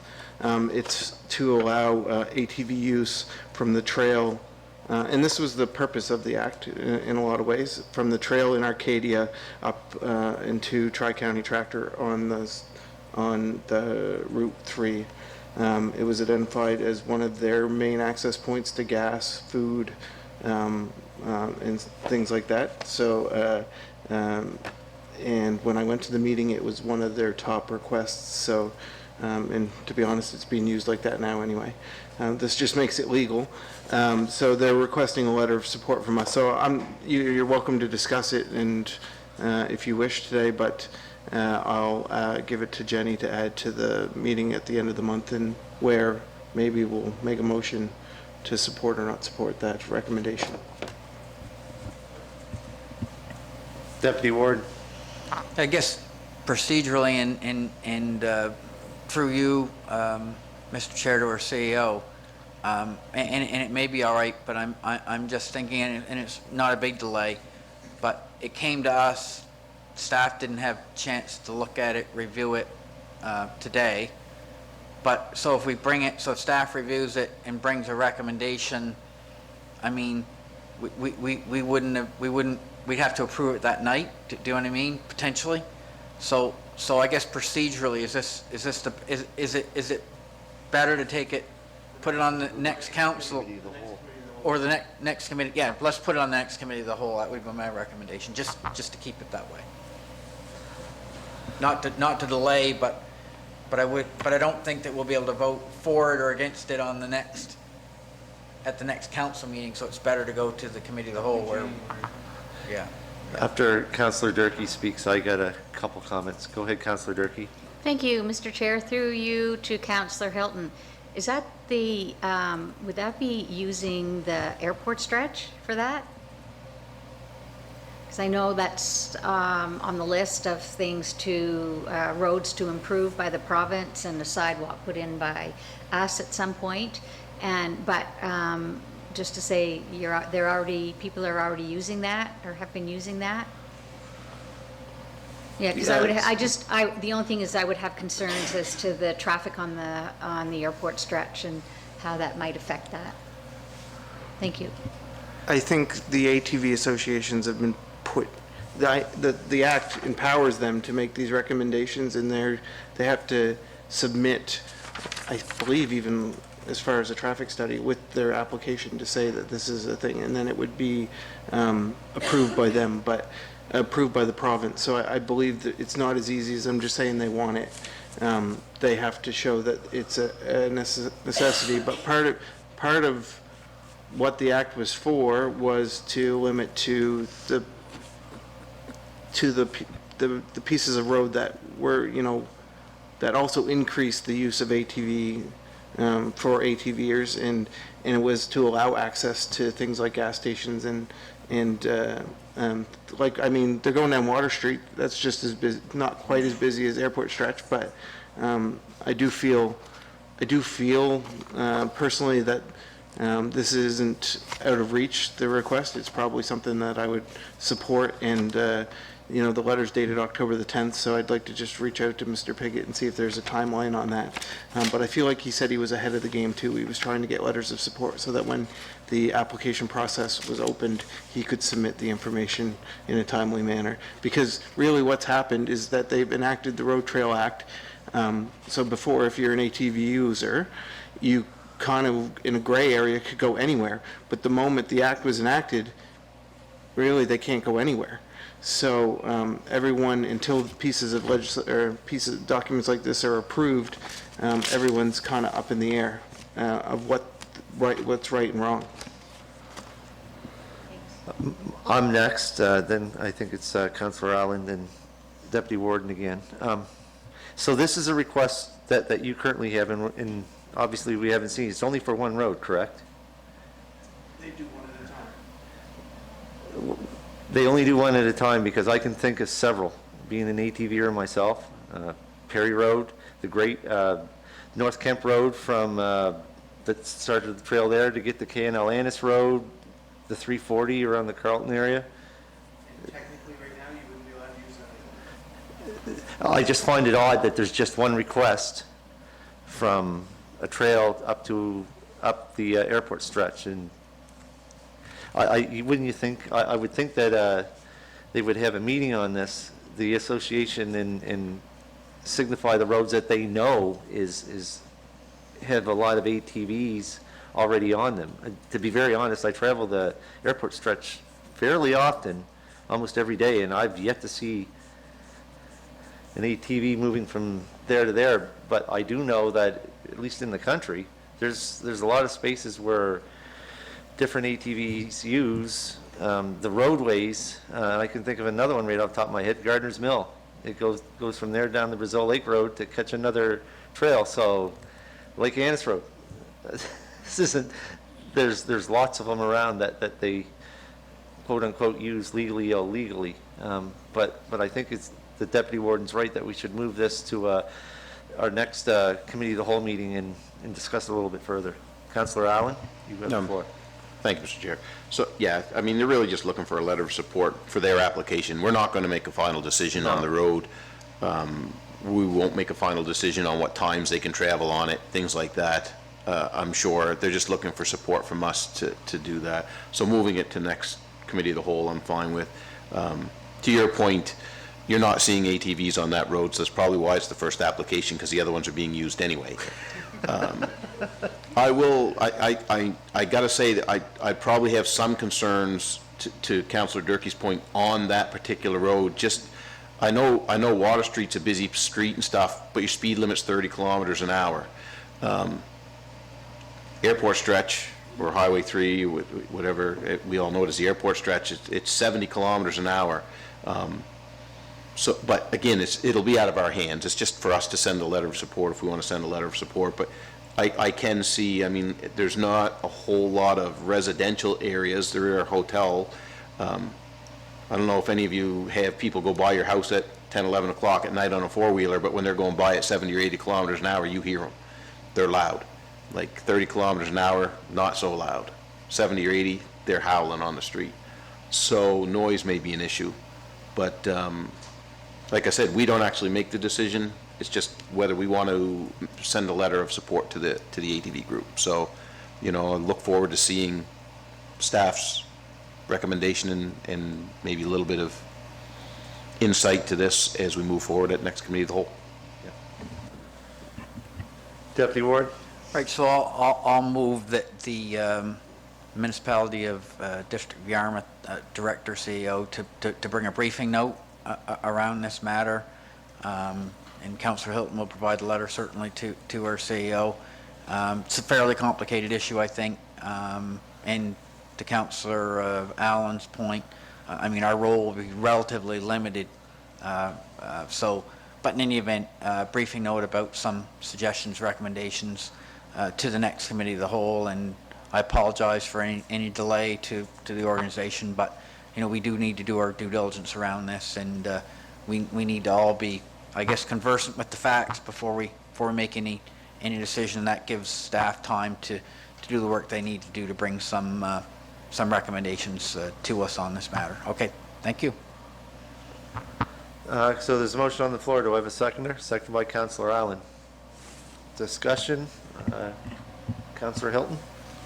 Not on this, after this. Okay. So if there's no Question. discussion on the question being called on the motion, all those in favor signify by saying aye. All right. Opposed? Motion carried unanimously. Councillor Hilton? Thank you, Mr. Chair. Just further to that, because I do agree, I do think it's relatively simple. We either support it or we don't. We don't make decisions on traffic control. To Alan's point, before you could do 70. Now the speed limit is 25, and if you go above that, you can be ticketed by the RCMP. Yeah, so it's great that they enacted a Road Trails Act because they wanted people to have access to areas within your municipality, but it is very restrictive, and you're supposed to have both tires on the dirt, or at least one on the dirt when sides of roads are available. So on the airport stretch, their sides of the road are wide enough that you could probably drive up and not get in any trouble. But anyway, besides the point, I was thinking maybe a motion to invite the ATV Association for a presentation, possibly in January, Committee of the Whole. When is the next time that we'll have a Committee of the Whole? So they could answer some of these questions would be appropriate. Okay, you made that a motion, Yeah. Councillor? Yeah. Do I have seconded by Councillor Daniel Allen? Any discussion on that motion? I guess it would be the next available meeting. If possible, January, if we're going to be discussing their letter. If not, the next available meeting. Any more discussion on the motion on the floor? Seeing none, all those in favor signify by saying aye. Mr. Chair? I'm sorry, I missed. No, I was a little bit late. Opposed? Oh, aye. Motion carried. You can add, Deputy Warden. I guess now that the motion's passed, but I was just thinking to myself, we're going to talk about this at Committee of the Whole, and so we only have the Committee of the Whole and then the council meeting right at. No, but I'm talking about when we're going to talk about the letter. There's no committee of the whole in December. There's no committee of the whole December. Okay, my apologies, so that makes some sense. So we talk about, have some recommendation from the CEO, well, maybe the recommendation will come later than that if we're going to have a presentation from the ATV group. I'm not so sure. In the event, that changes things a little bit, but our CEO will deal with that administratively. If the stars align and they can make it, we can yeah, then there'd be the recommendation from the CEO, or the CEO would do the research, so if the stars align, we'll see. Any more discussion on that item? Seeing none, item 7.2, you have two pieces of correspondence for your information, your Health Nova Scotia app and the Joint Police Advisory Committee appointment for Argyle. Moving on, item 8, old business, 8.1, cellular service. 8.1.1, the REN cell service covered survey results, and 8.1.2, the province invests in new cellular for Nova Scotia program. Madam CEO? Thank you, Mr. Chair. So this is a standing item for council, so these are two new pieces to add to your cache of information. The cell survey had been completed by the Western REN a while ago and was released by the board not too long ago. So that's in your package. I don't think that there's anything new that you don't already know in that. And then also in your package is the announcement from Build Nova Scotia around the $47.3 million the province has allocated to the new Cellular for Nova Scotia program.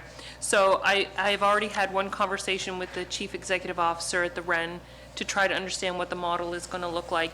And as soon as we get a better picture on how Build Nova Scotia is going to administer the program, we'll have a better sense on whether or not applications will come individually from municipalities, or if we'll be able to use a model similar to what we did for rural high-speed internet, where we'll work as a consortium. I think right now Build Nova Scotia is focused on trying to identify who the qualified vendors will be to help them with the work. So that's the update there.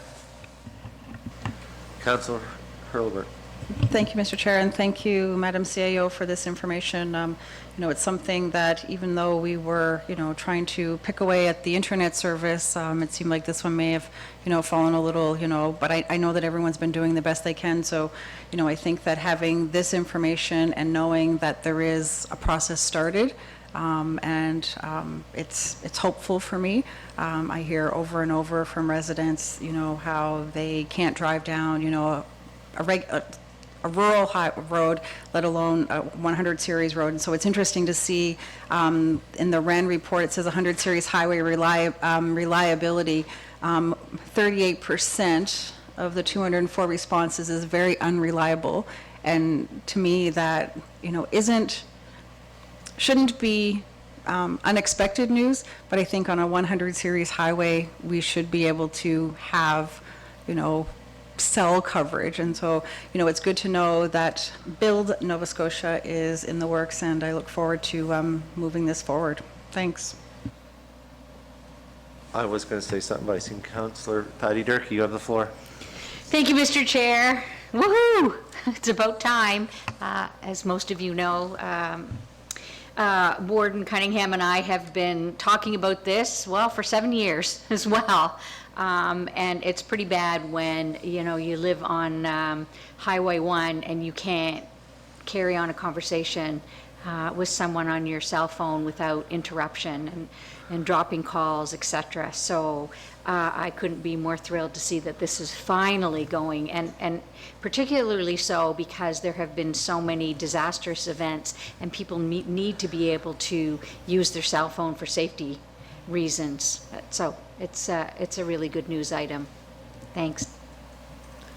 For me, it's bittersweet. I still think it's a federal responsibility to mandate that everyone has access to cellular and internet. And when we were first talking about internet, we talked about cellular and how bad it was then. It's gotten worse, and there's no need for it. I think there should be a minimum standard set forward to the major companies, and I don't think tax dollars should be used to subsidize them to do something that, in my opinion, they're providing a service. It should be equal for everyone across Canada, period. But I'm happy that there's movement on this. I'm not happy that tax dollars are being used for it. But that's just my opinion. Get it done. Can't happen fast enough. Okay. That's my rant for the day. Items 8.2, divestiture plan for Port Maitland Fog Alarm Building. Deputy Warden, you have the floor. Yeah, through you, Mr. Chair, to our CAO, there's been some talk about the divestiture of the Port Maitland Fog Alarm Building, which is valued by the community. What are some of the options for divestiture? MCL. Thank you, Mr. Chair. So through you to the Deputy Warden Council, Section 51 of the Municipal Government Act deals with that for all the municipalities except for HRM and CBRM. HRM has their own charter, and CBRM has a special Section 51B. So really, there are two main options. Council can decide to divest directly to a not-for-profit organization that council considers to be carrying on an activity that is beneficial to the municipality. A resolution to divest under that section does require two-thirds majority of council present and voting if the divestiture is going to be done for less than market value. And then there is some language around a public hearing if the price is a certain percentage below market value and so forth. And then the other option is to put it on the open market. You can do that by tender or by traditional real estate means. So council's direction was to begin getting the property ready for divestiture. So we've been working on the building envelope this fall, and a lot of work was done inside the building. Some roof work either was just recently done or is about to be completed. There was some window repair and door repair that was done. So the building envelope pieces have been looked after. Depending on how council chooses to divest the asset and who the asset is divested to will determine if council has to do anything to do with the lands around it. There is a possibility that no work will have to be done to the earth around the fog alarm building. So really, the next step will be for council to determine which process they want to use to divest the property. And if council wants to divest directly to a not-for-profit, you can still put out a call for expressions of interest to the not-for-profit community and see who's interested. And that'll give you a sense of, which not-for-profits might want to use the asset for what. There's a piece in the Municipal Government Act around selling to an abutting owner. And if council wants to divest the property on the open market, I'll say, then there is a piece around there to consider for properties that abut in terms of your options there. So that's kind of the high level, two basic streams that you have available to you. Councillor Durkee. Thank you, Mr. Chair. Can we make that decision now, or do we have to wait until the land around the building has been analyzed? It would be helpful to know which avenue council's more interested in, because it will help inform how to situate the property in terms of what do we do next with respect to remediation. That'd be very helpful, because then I can work with the solicitor to determine, what types of terms and conditions council might want in a purchase and sale agreement to deal with limiting liability and legacy issues. Thank you. On that note, considering that we do have a community that highly values that property, and the fact that there's a group that's been working on beautification of the whole area, I would like to make a motion that we refer to regular council that we divest the Port Maitland Fog Alarm building to a nonprofit organization. And would you like the municipality to issue a request for expressions of interest? Yes, please. Okay, a motion on the floor. Do I have a seconder? Second by Deputy Warden. Discussion.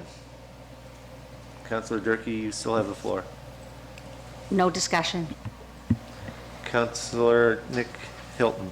Thank you, Mr. Chair, and we've been invited out to a couple of the fundraisers that the group is doing in Port Maitland, and we're seeing the results of that work now with the addition of some rock work and new stairs on Port Maitland Beach and within the harbor, and it's one thing to make that request, but it's another thing when you put that into action. And they're making Port Maitland a destination for people to visit, and I think that's important.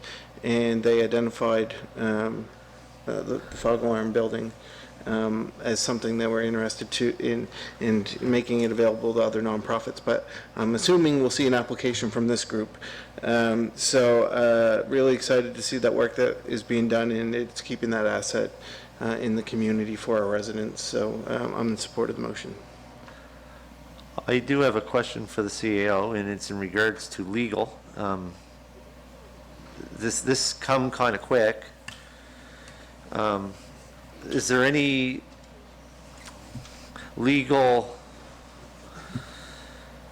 the way that we're going about it, don't get me wrong, I support the motion that's on the floor, but on the legal side, is there any chance that someone may be aggrieved in appeal to the courts, that council made a hasty decision to the Utility and Review Board? I have not been advised by the solicitor that choosing to divest to a not-for-profit under Section 51(1) of the MGA would be problematic. So in essence, what's happening is the municipality is choosing to divest to the not-for-profit community. Access to the opportunity is being granted through the request for expressions of interest. Okay. I just wanted to make sure that the municipality is not in any legal risk in that regard. So, like I said before, I support the motion that's on the floor, just the question I had. Any more discussion? Hearing none, all those in favor signify by saying aye. Aye. Opposed? Motion carried unanimously. Thank you. Item 8.3, Municipal Housing Needs Report by Turner and Drake Partners Limited, 8.3.1, the the Modi Residential Development Activity. Madam CEO. Deputy Warden, could you take the chair, please? So, thank you, Mr. Chair. So the Turner and Drake material was approved by the province to be made publicly available, so it's in your packet. I haven't done a deep dive into the numbers. I'm a little bit surprised with the analysis in terms of the housing stock. The analysis indicates needs to be built in the District of Yarmouth. Some of the data around rent availability was a little surprising to me, saying that the District of Yarmouth has access to sufficient rental properties somewhere between a 7 and a 7.5% vacancy rate. I'm not sure that's the narrative in the community. So what I will say about this material is, so I've been directed to access funding that will aid the municipality in developing a housing plan. The work by Turner and Drake will be part of informing that housing plan.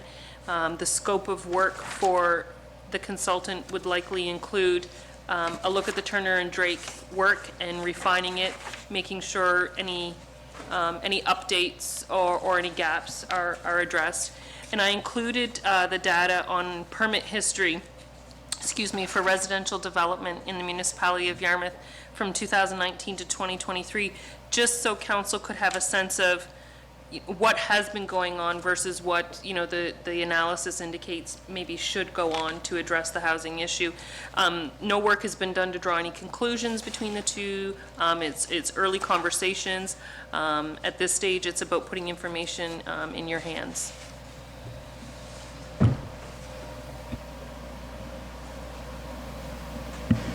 Councillor Hurlbert. Thank you, Mr. Chair. Thank you, Madam CAO, for this. I will admit, I didn't even open the document to pretend to even read it. So I feel like, we've had a lot, happen in the last, week, and my, full attention was really on, the proceedings earlier this week. And so, in transparency, didn't read it, didn't look at it. So, I thank you for speaking to this and kind of like what our next steps are.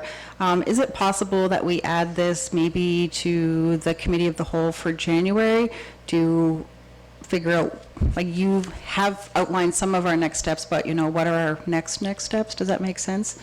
So we can all, at least I can have a chance to read this and, digest it and try to figure out where we go and what we do and maybe some options of what we do. I don't know if that's too premature. I think it'd be helpful to hear council have a conversation about the material and provide me with some direction in terms of how council would like the material used in the scope of work to develop your housing plan. Okay, perfect. Thank you. Thank you, Councillor Hurlbert. That's useful homework for us all, I think. So if there's any further, I think the CAO understands what needs to be done. I think everybody else has an understanding. Thank you, Mr. Chair. Yes. After the discussion that I just heard from Councillor Hurlbert, I'll make a motion that we defer this to the next January 2024 Committee of the Whole for discussion. Okay, we have a mover. Do we have a seconder? Seconded by Councillor Cushing. Any additional discussion? All those in favor signify by saying aye. Aye. All those opposed? Motion carried. Now return the chair to our, I was saying Deputy Warden, but he's here, sorry. It is late. Our warden.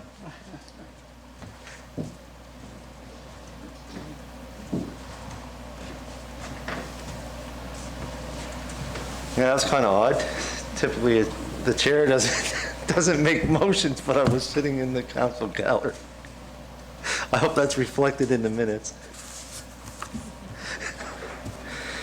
Oh, my. Moving on. Item 8.4, Rural Internet Project Update, Phase 2 and 3. Madam CEO. Thank you, Mr. Chair. So before I tell you what I have to tell you, I guess I want to set a little context. I previously reported on some correspondence that the municipality had received from Build Nova Scotia with respect to the Internet for Nova Scotia project on a whole, that things appeared to be on time and on budget, and projects were going to be done by December, which is like in 3 sleeps. And I think, we all recognize that that's not going to be a reality. And I did receive correspondence from Bell, updating me on the timeline. So the Internet for Nova Scotia projects were designed and negotiated and approved prior to the pandemic. And they were designed to be 3-year projects, 3-year capital projects. I have information from the project lead at Bell, who works with the District of Yarmouth, that our Phase 3 projects are going to slip into 2024. It appears that the Carleton area is going to be late this calendar year, early next calendar year, maybe first quarter, January, February, March, and that the remaining projects for the last phase, which would be some, I think there's still a few unfinished pieces in Councillor Durkee's district. There's quite a few in Councillor Cushing's district. There's some in Councillor Allen's district, some in Councillor Hobart's. They're everywhere. It's the very last piece of the work where it's like a patchwork quilt. Certain gaps were identified and they're being filled in. So we are most definitely going to be halfway through 2024 before we sew up this project. Thinking about, the effects of the pandemic on the workforce piece and the global supply chain, when a 3-year project slips by 6 months as a result, I think there's an element of reasonableness to that, especially because so many subcontracts are involved in getting the work done. And by and large, the delay is due to access to the actual cable that is inside the black housing that runs the information, as well as the workforce to do what they call make ready, which is the tree trimming around the poles where the lines have to be hung. So that's my update, Council. I think the maps have been updated. The municipality, if you have residents call, just put them in touch with my office and we'll dig into the maps and we'll try to figure out who's on the tail end of Phase 2 that's probably going to get finished this year, who's early Phase 3 and who's late Phase 3, and we'll try to give them the most up-to-date information we can. Councillor Hurlbert, I think. Nope. Yep. Yes. Thank you, Mr. Chair. Thank you, Madam CAO. I was hopeful the other day when I saw in my neighborhood tree trimming happening, and I guess I am grateful that the middle of November tree trimming is still happening. So, to hear your report, disappointing. I'm not, shocked at, this information. But, I was grateful that there are still people out there, in the middle of November, the weather is good, all of those things, that they can continue the work. It's not like, it's this time of the year and we can't do it. So that made me a little more optimistic.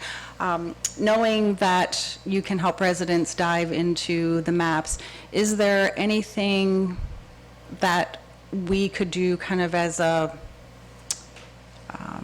preventative of making a list that we could have of knowing, it's one thing to say, sure, call the municipal office, but I know that just creates more, calls and work, and not that you're not up for that.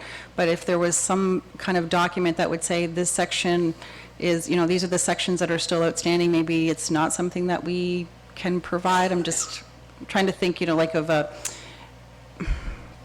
a way to notify the residents, that this isn't going to be happening by the end of December, and they can call and they can look at the map. But are there any other sources or resources we could use? I think what we could be prepared to do without putting any of our partners on the project kind of in a difficult position is just to issue the maps that are the tail end of Phase 2 and Phase 3, Okay. And give a high-level description like I just gave, and say, it's going to be 2024. If you would like us to check on your civic address, then Right, they can just sure. give us a call. Yeah, that would be great. Do we need a motion for that? No, That's I don't. okay. I think That would be, if I may interject, that would be something like a Facebook post or something like that, and on the Yeah. website.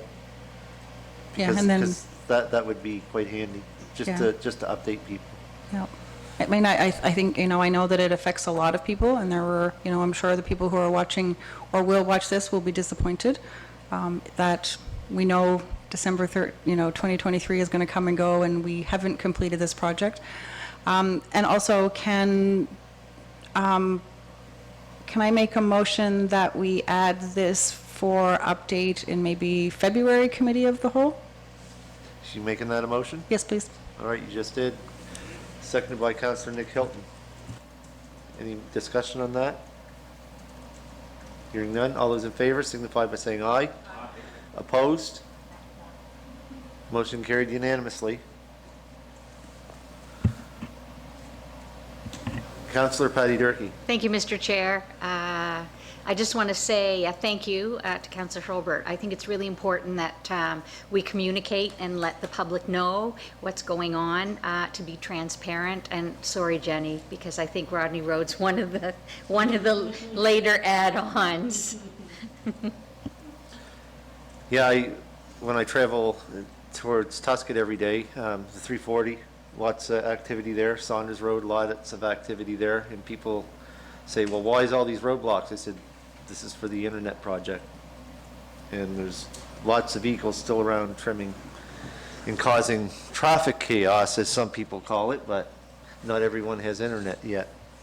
So as soon as we get that information posted, it certainly will help me. Okay, that's the end of the old business. Item 9, new business, 9.1, Special Olympics Championship request in regards to draft an athlete. Councillor Nick Hilton, you have the floor. Thank you, Mr. Chair, and I was approached by a coach for the Special Olympics team here in Yarmouth, and notified that a team of 4 athletes and 2 coaches had won their way to a Canadian championship in Calgary in February of 27, or February 27th to March the 2nd in 2024.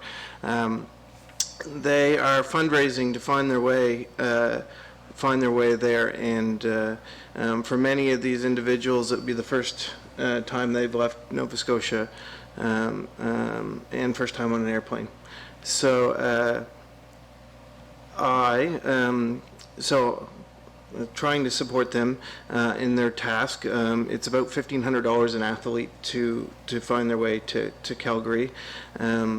And I know that the town, and there's members from the town, Argyle, and the municipality of Yarmouth on the team, and would like to make a motion that we support from our contingency fund of $500 to support their championship hopes and dreams. Motion on the floor. Do I have a seconder? Seconded by Councillor Allen. Discussion? Councillor Sherry Hurlbert. Thank you, Mr. Chair, and thank you, Councillor Hilton, for this. Do you know, is there a contact of a local person if we wanted to do something, like personally for me, like outside of this? Can you maybe get a contact information for us? I do have a letter from the coach that I'll share with you all that I got this week. Perfect, thanks. I do have one question. Motion is about a contingency. There is money left in there, correct, Madam CEO? I don't think we've spent any out of that. Oh, I thought No. we spent a little bit not that long ago, but not very much. Approximately $6,000 left. Yeah, Yeah. okay. No, not that matters. I think this is a great cause, help someone in our community get out. Councillor Hurlbert, Can I amend that motion? you can make an amendment at any time you wish. I like to, do we have to recommend this to regular council, right? Yes, correct. Recommend to regular council that we use our contingency money to support Special Olympics in the tune of $1,000. Amendment on the floor. Do I have a seconder for that amendment? Seconded by Councillor Patty Durkee. Discussion? Raise the You bar. have the floor. Oh, no, I think that, 500 is great, but if we have, some money and we can support our residents and our athletes, I'm all for that. So thank you. Thanks for the support. Councillor Daniel Allen. Thank you, Mr. Chair. Completely agree with with this motion. I've traveled for sports.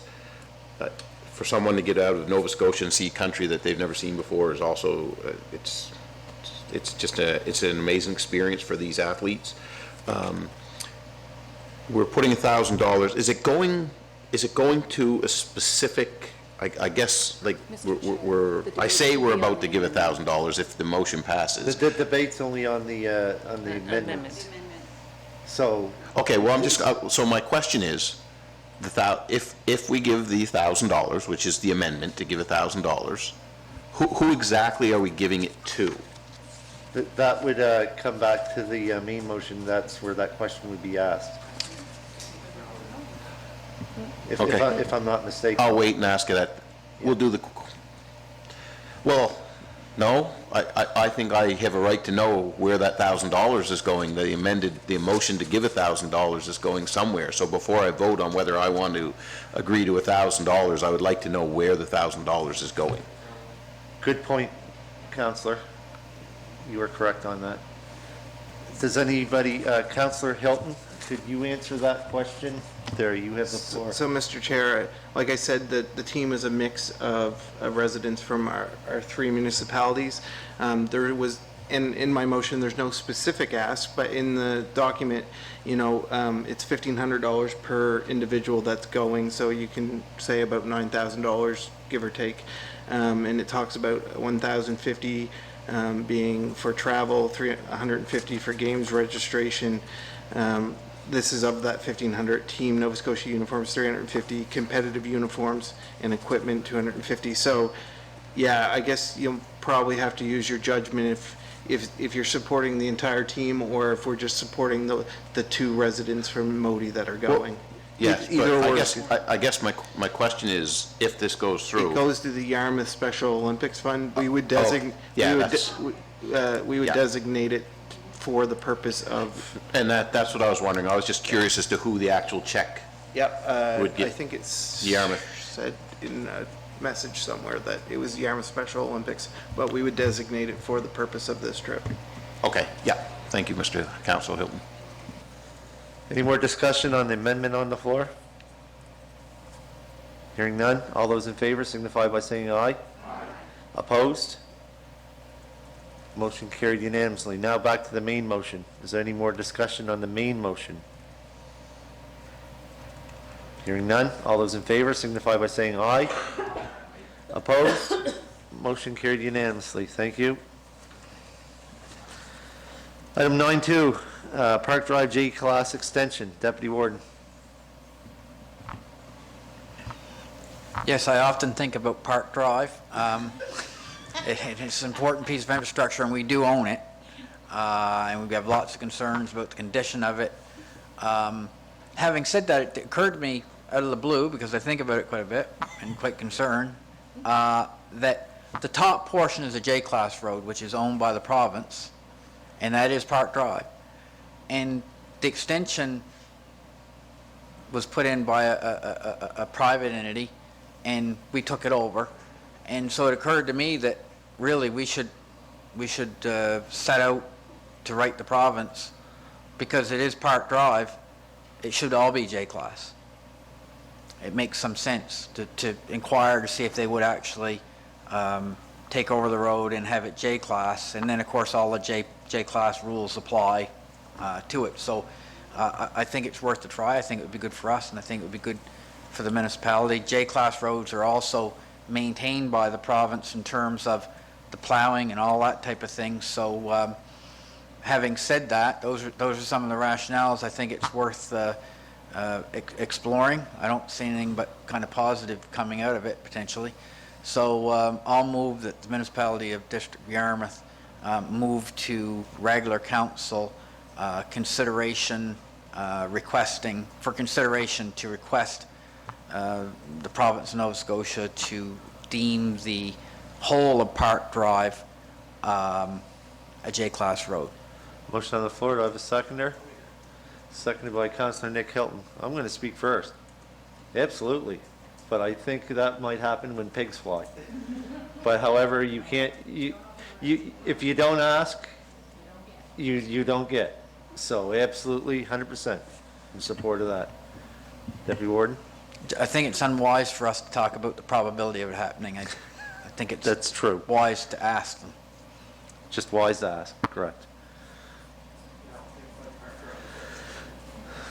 Any more discussion on the motion on the floor? Question being called. All those in favor signify by saying aye. Aye. Opposed? Motion carried unanimously. I'll be sure to defer any comments on that at the regular council meeting.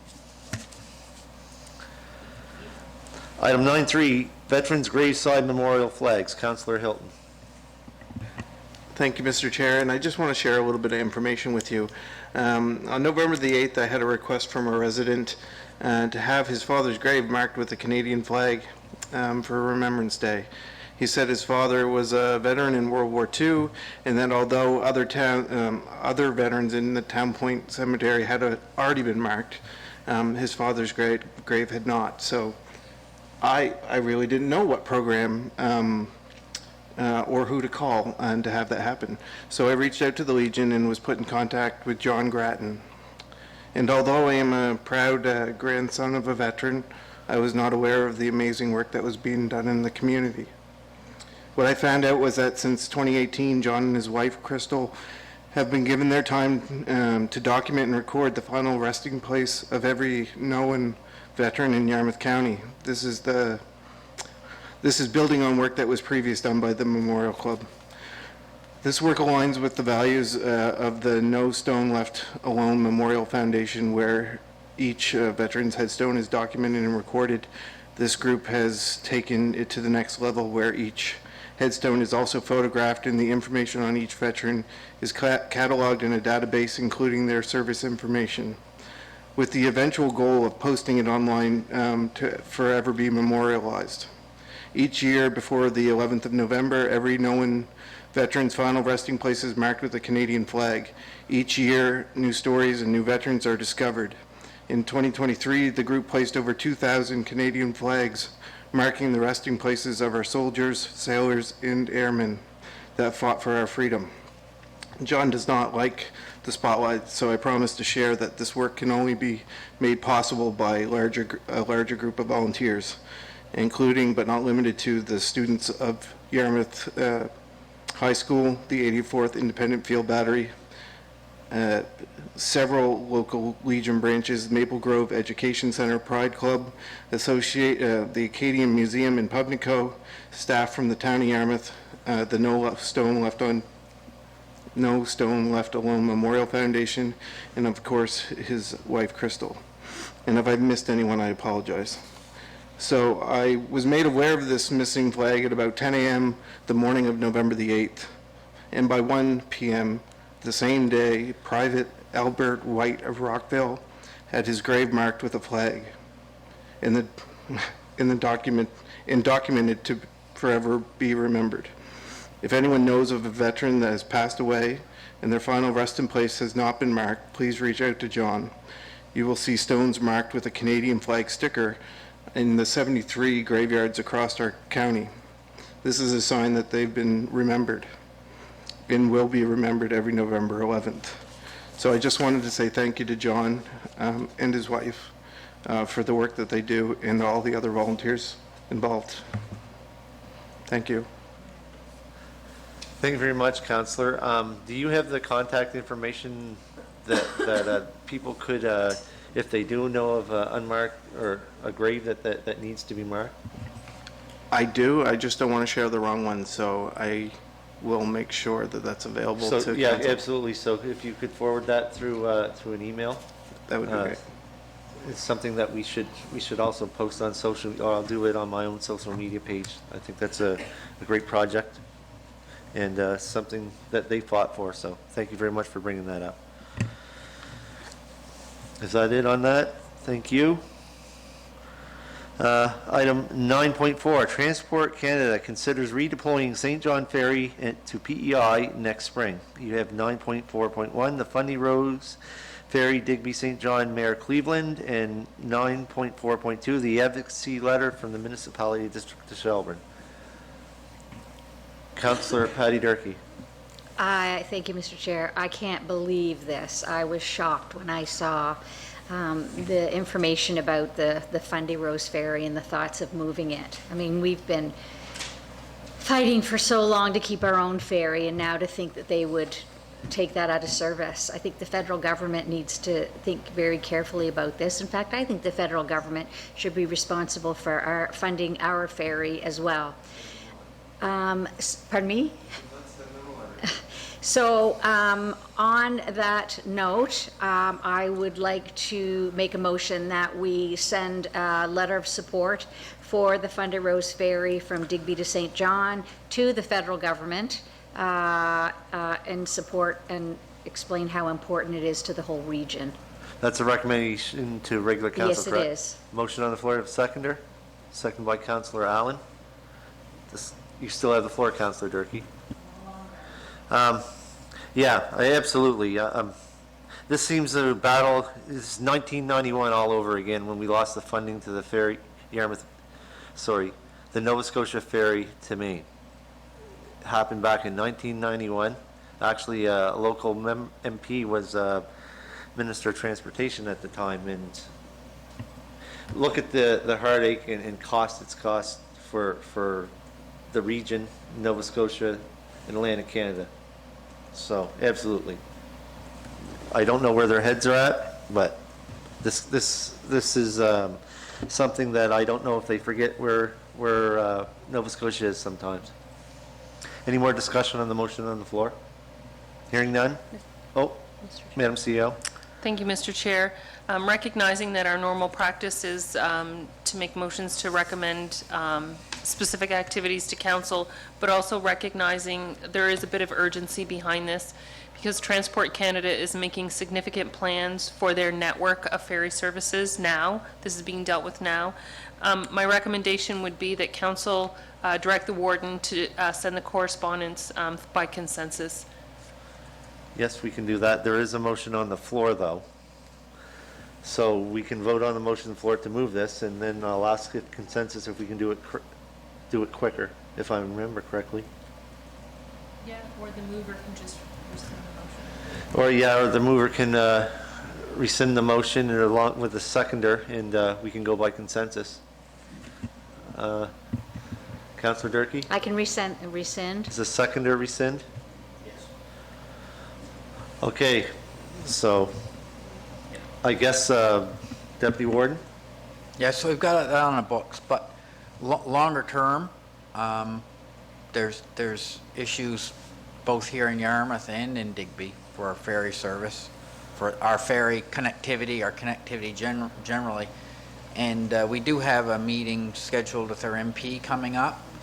And I think good news probably, we're going to have obviously, MP D'Entremont may be part of a government that comes to power in the future, possibly. Looks like that in the polls. But having said that, We can depend on it. yeah, having said that, I think it's important to start, as part of that meeting, to really start focusing on our transportation networks because we've got road issues that haven't been addressed at all. We've got marine issues that clearly are getting worse and are potentially in jeopardy. We all know there's lots going on, both on the Nova Scotia or Yarmouth to Maine ferry. We've got issues now on the St. John to Digby run. Our goods and services need, and tourists and so forth, and individuals need to be able to get in and out of here. So I think really transportation and what potentially could be done about that, like real solutions. Talking about it and sending letters is a necessary step, but we're going to have our legislators at the other two levels of government actually do something about it in order to make it better, because we all know it doesn't mean anything to talk about it. You need a motion, or you need at the other levels of government to actually affect some change. So in any event, I think we should take some of that time to express our real concern about the state of affairs of our transportation, and we've talked about this many times, including air service and all those types of things. So I think we're making some incremental, little bit of incremental process, but it seems like we take a step forward and then a step back. So I'll add that in. Absolutely. In that regards, we are, people that don't know, I think it's November the 17th that we're scheduled. Tomorrow. That's Tomorrow. November 17th. Time flies when you're having fun, huh? Yeah, and Jenny had asked about agenda items, and if I'm not mistaken, did I not send that email in that specific regard into the ferry service? So that is on the agenda for the meeting with him tomorrow at 4:30. Councillor Durkee?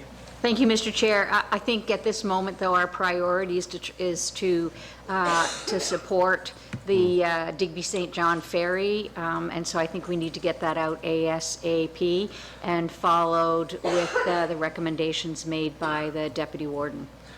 Absolutely. So I guess I'm looking for consensus for me to draft that letter, send it out as soon as possible. Is there any dissenters on that? There's no dissenters, so we'll get that done. Thank you.